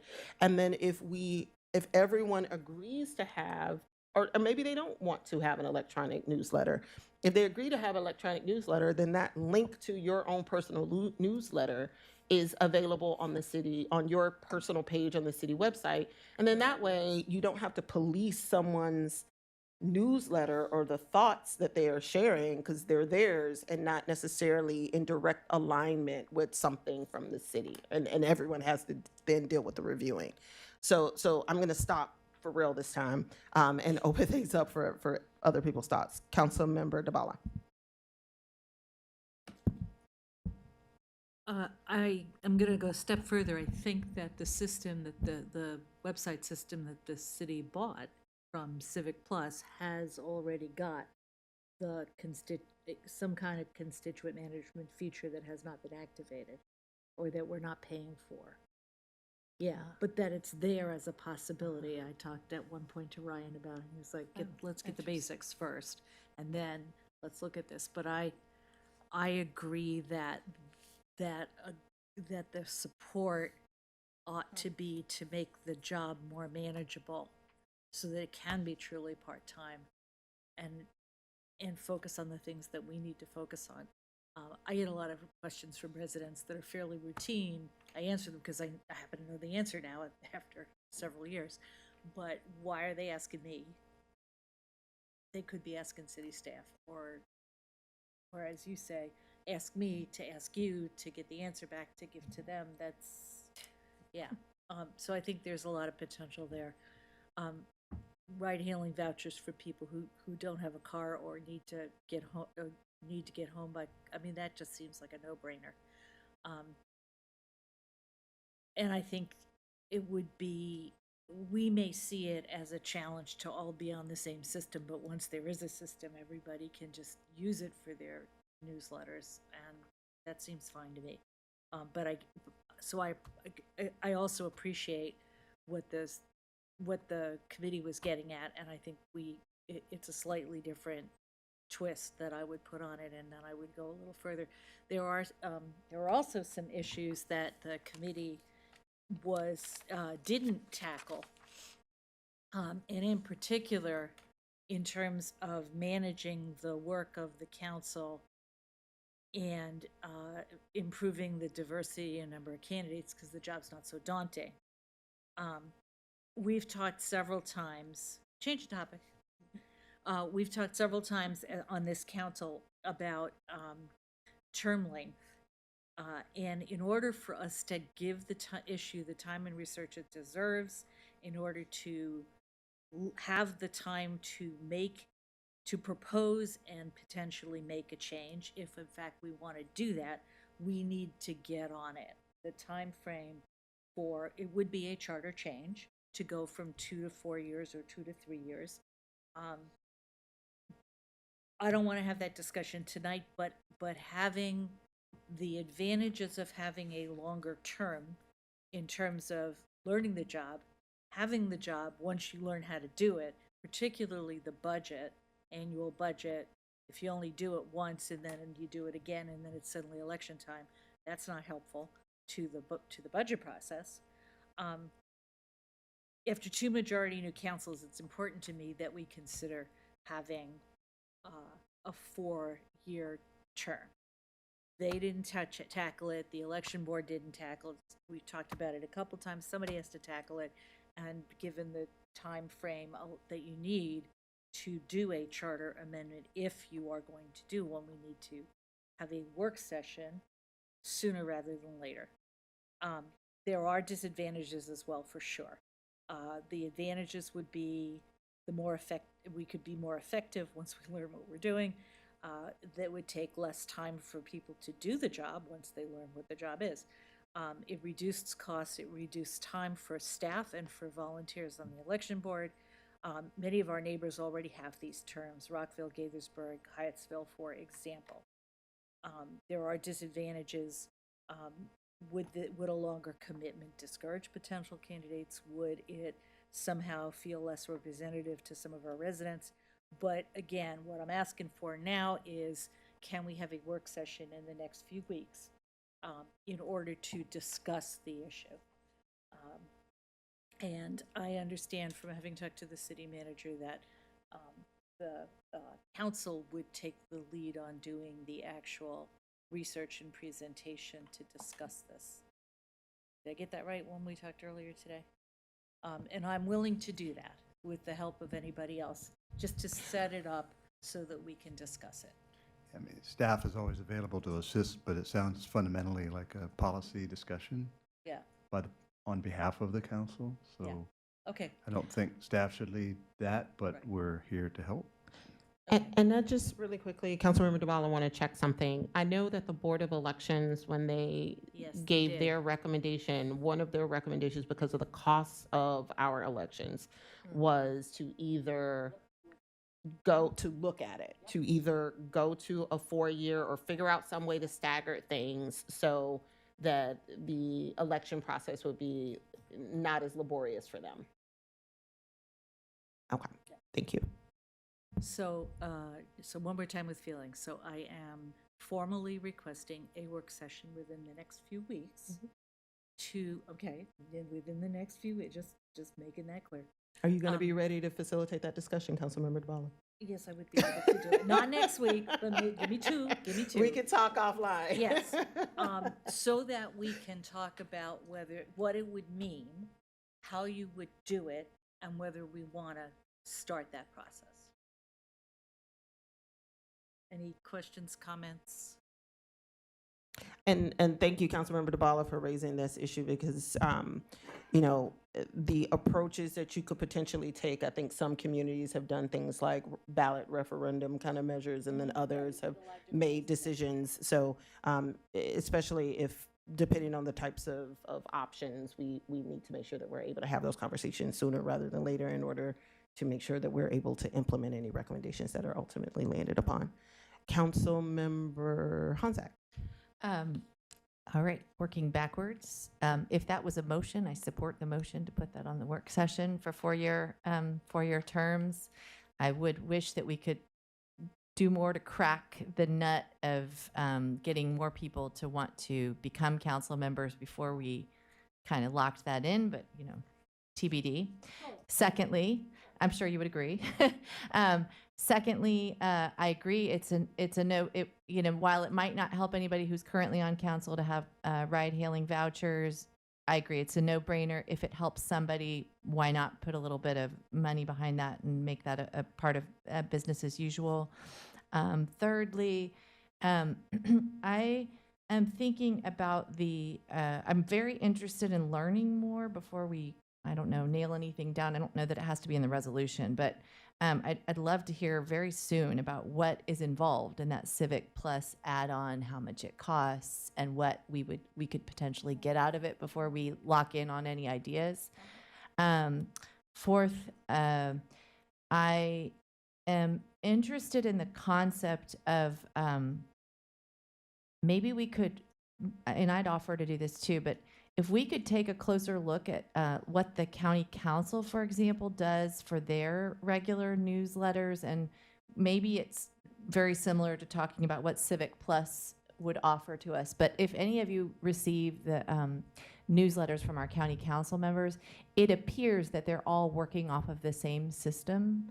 I mean, the same general platform, and it looks really straightforward.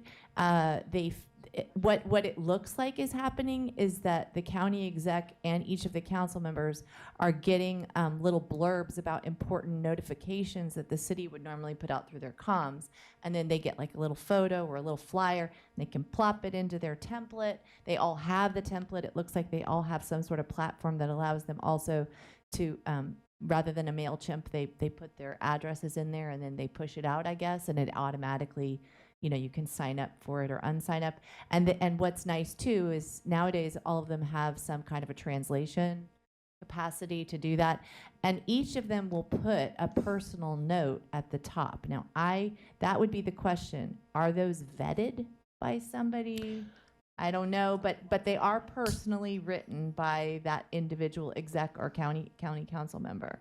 Do we know? So just so folks don't, if people who are not aware, county council members have staff. No, I know that, but and they that have this platform template. that Yeah. it's not like it's a template, but it's not really a template. It looks more like a MailChimp newsletter Yeah, kind of it does. format.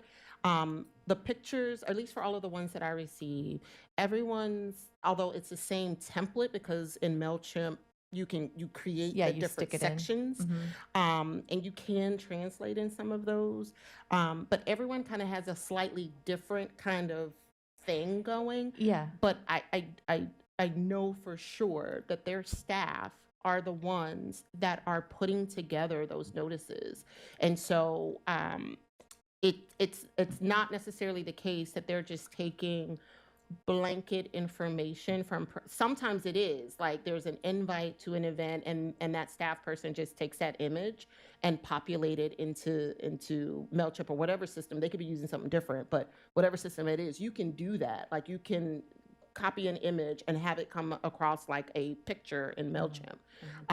But their staff are, I believe, are the ones that are developing their individual council member staff.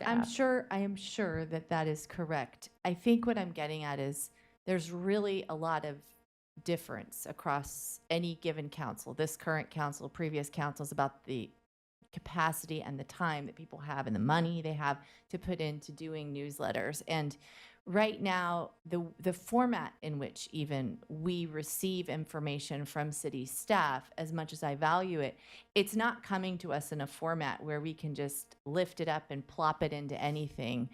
It's in PDF, for example, and I mean, it's a tricky question because we don't have staff, so then that could lead to like somebody has a newsletter, somebody doesn't, but that is already the situation. So if, for example, we had a Tacoma Insider, like, what was given to us, and then we could tailor it with a message at the top and, add in something that or move something to the top that we think is most interesting to our own constituents, which is what a lot of us do anyway.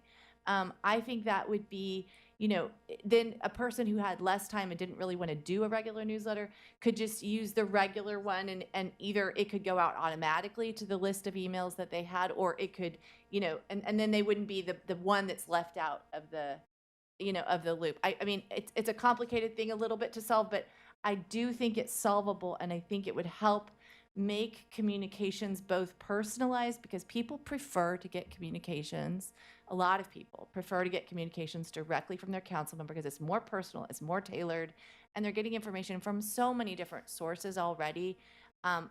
People don't necessarily want a lot of stuff coming from multiple sources. They value that personal relationship and the fact that their council member kind of knows their little piece of neighborhood. And either they care what their council member has to say, or honestly, some people just could care less about their particular council member because maybe they don't like them or they don't agree with them on certain issues. And then they'll be more likely to pay attention to, I don't know, maybe the mayor or maybe the city managers or the sustainability blog, because that's what they're interested in.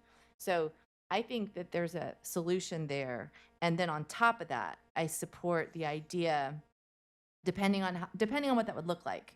If it was only partial, I would say, then it would be very important that we put in some money to top up for any council member to top up on comms support, so that we help level the playing field on comms for council members. Thank you. Thank you. Councilmember Schlegel? I'm sorry, could you put money in what, in where? The thing that the mayor was referring to, a small like budget. making sure that every council member would have funds for, like, if the idea is that newsletters are preferred, making sure that if people need to subscribe to different platforms in order to make that easier, that there are resources to do that. Councilmember Schlegel? Well, to begin with, on the big questions about compensation, I support staying with the ECI and the current salary levels. They did their homework on that and came to a recommendation. I support the potential for monetizing the healthcare benefit if someone doesn't use it. I support the child care benefit or rec benefit, something of that nature, and the ride-hailing vouchers. We've been talking a lot about the varying challenges of communication. I know that when I first took my seat, I reached out a lot, and we have a lot of listservs. We have about 8 or 9 listservs in Ward 3. Got on those, then trickling, more people asked. But ultimately, it freezes up. I don't know I know what percentage of people are even getting my newsletter. So, and there's an equity issue, a huge equity issue, because in neighborhoods where there's no listserv, like, how's anybody knowing to get an email from somebody? So I'm not in favor of, we've been talking about how much work that council members take on. I'm not in favor of setting up a system where it implies that we all have an expectation to do this additional job. But I think that if there was a page that had the profile of the council member and here's a link to their ongoing newsletter, that would be fine. And anybody in the community who has access to the web can search up and look for that at a minimum. And then if somebody does get an email list, they can send that link out periodically to their email list. Say, I've updated this, take a look. There's my thought on that. On my broader thought, and listening a lot to what you said, Mayor Searcy and Councilmember Honzak, it's that I think we need to do our own self-study of what these jobs are and where the time actually goes before we get too involved in solutions. We need to understand where are the biggest problems. If the burden of this role is so great, let's identify what are the pieces of that burden for real, and then think about targeted problem solving. I know each time I ran for council positions, I asked 5 or 6 or 7 people to run, you know, and they were all like, no, I think that's crazy to do that job, you know. And so of course it is, but so obviously I'm crazy. So are all of us, but let's be smart before we say, oh, I think I know what the solution is, and just like, throw darts at the wall. Let's think, okay, is it when we get bundled work, and how we like compartmentalize our time for people who might have full-time jobs and are trying to do this? Is it what the cultural norm has become around responsiveness of council members? Do we need an ombudsman, or something like that? There's so many different possible solutions. So I think we really need to give ourselves a few months to study the problem. And I don't think it's so urgent that we pass a resolution that gets into all of those things, because that's not our requirement before, the next election. I do just want to double check that the city clerk, if there are any modifications to council compensation, that would go to the next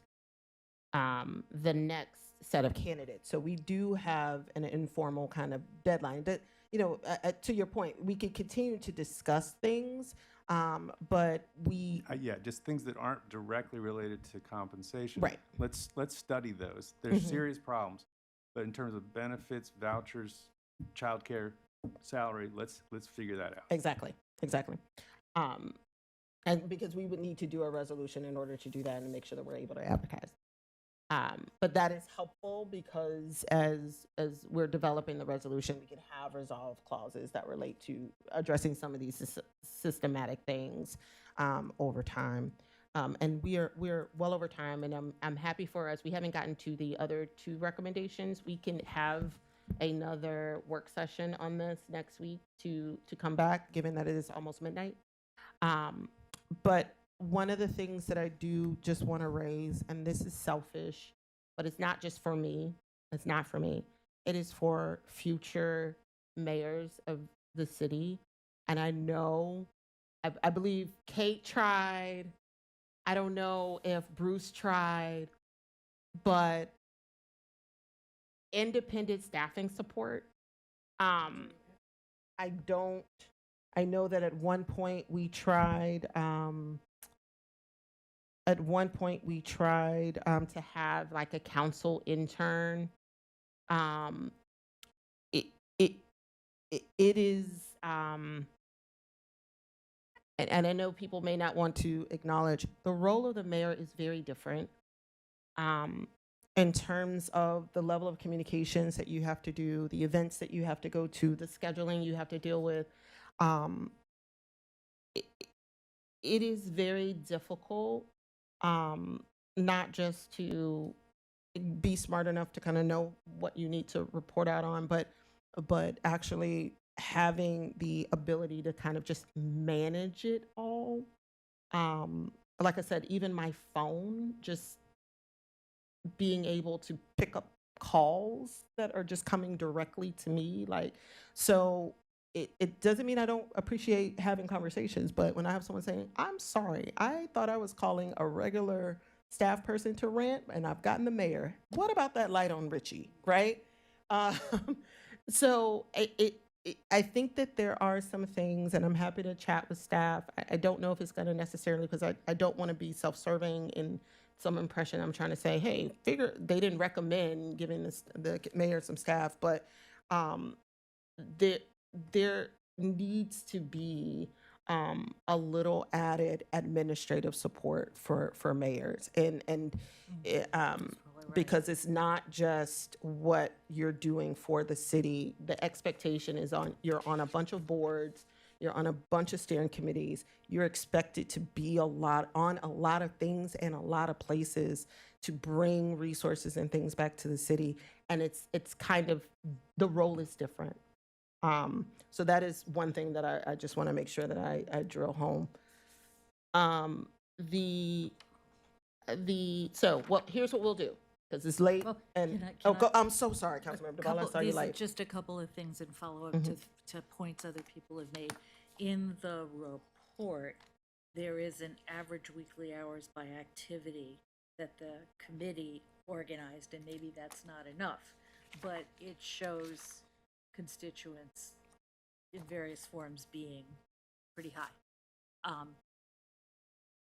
When I got it, so we did try, for those of you who are new, we did try having a council intern, and one young person supervised by 7 people, that never works, right?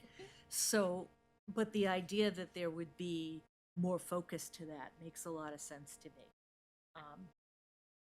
And then that person could deal with some of these.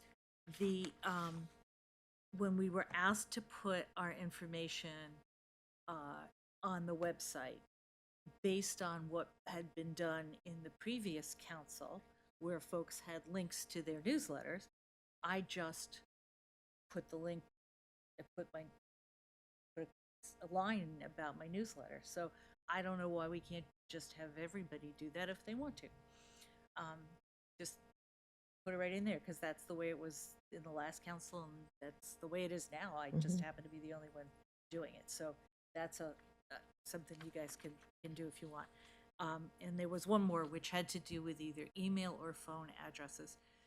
And this is another system-wide thing that costs a little, not a lot. Everybody, not everybody, but a lot of people in Ward 2 just assume that I have not only their voting status and their address, but I have their phone number, I have their email. I don't. And there are ways to get those things citywide, and maybe that's something we should look at. And then you know who your constituents are and how many and you can invite them to be on your newsletter, other than going door to door and asking, which is how I wound up with a big newsletter list, because not everybody's on listservs, right? So maybe we should look into that. And yes, that's offering a solution to a problem I perceive that has not been proven, but I'm just suggesting it before I forget about it again. So that's all I have to say right now. Thank you. Awesome. Thank you so much. All right, so thank you all. We have talked about the South. I don't want people to think we've just been ranting for an hour. But we, it seems like there's general thoughts around sticking with the recommendation for the salary and benefits, which no changes, keeping cost increase to the ECI, but making sure that we can kind of follow up regarding the healthcare. If you are not signing up for the healthcare, can we align? In terms of other technical support, we've talked about the need for some systems related modifications that may take some time to do, but something we want staff to look into. Definitely stipends for childcare or summer camp and how we may be able to deal with that. Also some possibilities of making sure that just functionally we could do things like linking links to newsletters on the website, perhaps even resources for people to develop those types of newsletters should they choose to. All right, so with that, we're going to bring this item actually back next week so that we can finish talking about the other two recommendations and then make a decision regarding language for a potential resolution, just so that we can move forward with the salary and benefits component. And so I'm hoping that this last item will be pretty quick. Madam Mayor, on the very last item, Yeah. the technical assistance item, if the language could just be inclusive enough so that it's not only about email. You know, most, the under 40 crowd may not be reading email. They couldn't care less about email. And what I crave technical assistance for is other forms of electronic communication, not email. And so I think that that is also something we talked about, requiring some technical assistance for. So if you could just have more inclusive language about technical assistance, about communication with constituents, that would be better. Thank you. All right. Madam Mayor, just if you are preliminarily drafting anything, perhaps things that we plan to be talking more about in the next few months could be in the whereases. Yeah. Okay. Yeah. We can also put it as a resolve that we will have future council conversations regarding the following. Just because this will be the first time that many of you will have to deal with the moving into the election stage of things. But as a sitting council member, these are the kinds of things that we kind of want to put a little bit of a bow around, no later than before we go on recess, because typically after recess, everyone's focused on trying to get reelected or doing what they're doing.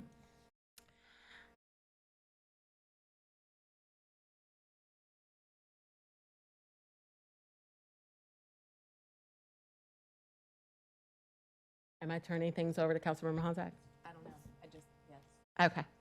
All right. So. I'm looking at my, we didn't discuss it. Okay. So our next item tonight and our last item tonight, thank you very much, is to discuss council appointed boards and committee appointments from the council subgroup on committees. And I'm going to turn things over to Councilmember Honzak. Okay, give me 1 second. Is there? Jesse, Do we I have don't a see that list? particular name on here. Am I confused? On the email?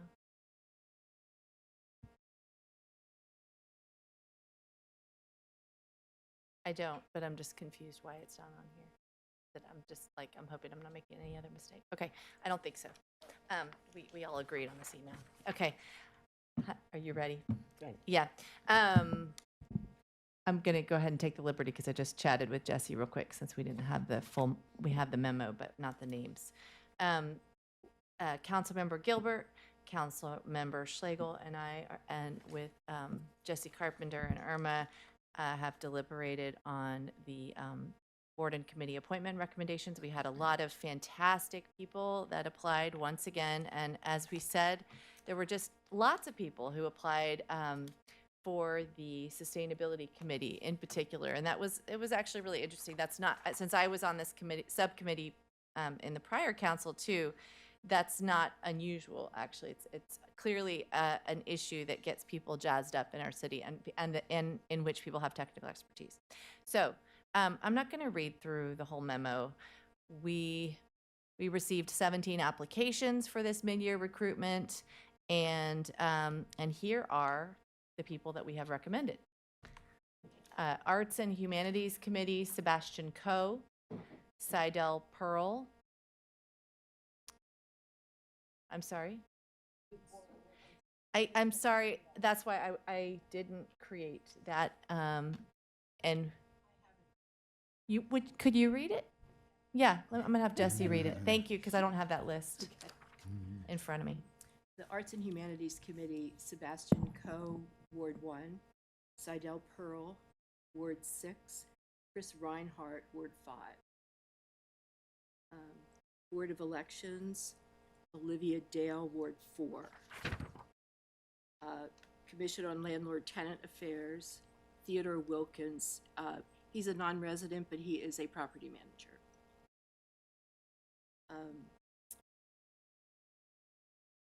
Ward 4. And yes, in buildings in Ward 4, yes. And Emergency Preparedness Committee, again, good candidates, all. Darren Bernal from Ward 2 would be the appointee. Ethics Commission,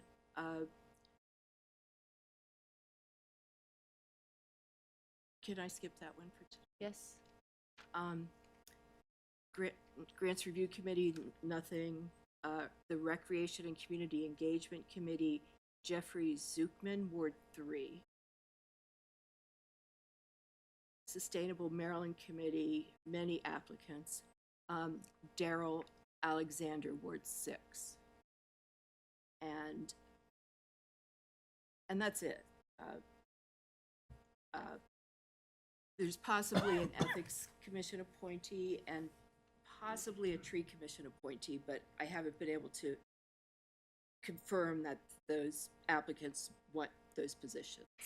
One of the new things that we did this time is we had asked people their second choices, and so we were able to juggle a little bit, where we had great people with enthusiasm, but we didn't necessarily have that data, like what was the second choice for people who had rolled over from the previous time that had applied. So Jesse and Irma were going to reach back out and just see, but we were, in the meantime, we were able to place some other folks in committees that we hope they'll still be excited about.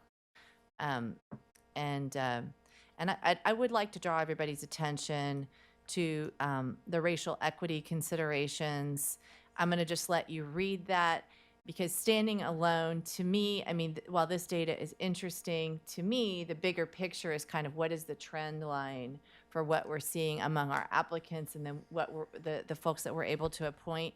I did just today, sorry, Jesse, I just today shared the spreadsheet that I had put together last July in which I kind of dumped a bunch of data and tried to get some trend lines. And it may be a little bit too much work for Irma and Jesse to try to tackle that again. So I will offer myself to try to support that process, but I sent her the spreadsheets that theoretically might be able to be used to kind of put some of that stuff in so that we can, as a council, can take a look. I think doing that once a year might be, adequate, because it's a lot, unless we can make it more automatic and have the spreadsheets connected to one another. But that's a labor of love. Anyway, did anybody have any questions for our subcommittee? Councilmember Schlegel, did you? Yeah, I just wanted to comment that there certainly was very helpful that people could list second or third choices. Not everyone did, but they all clearly saw that that was an option for them, and then in their narrative they could explain their interests in their primary choice as well as alternates.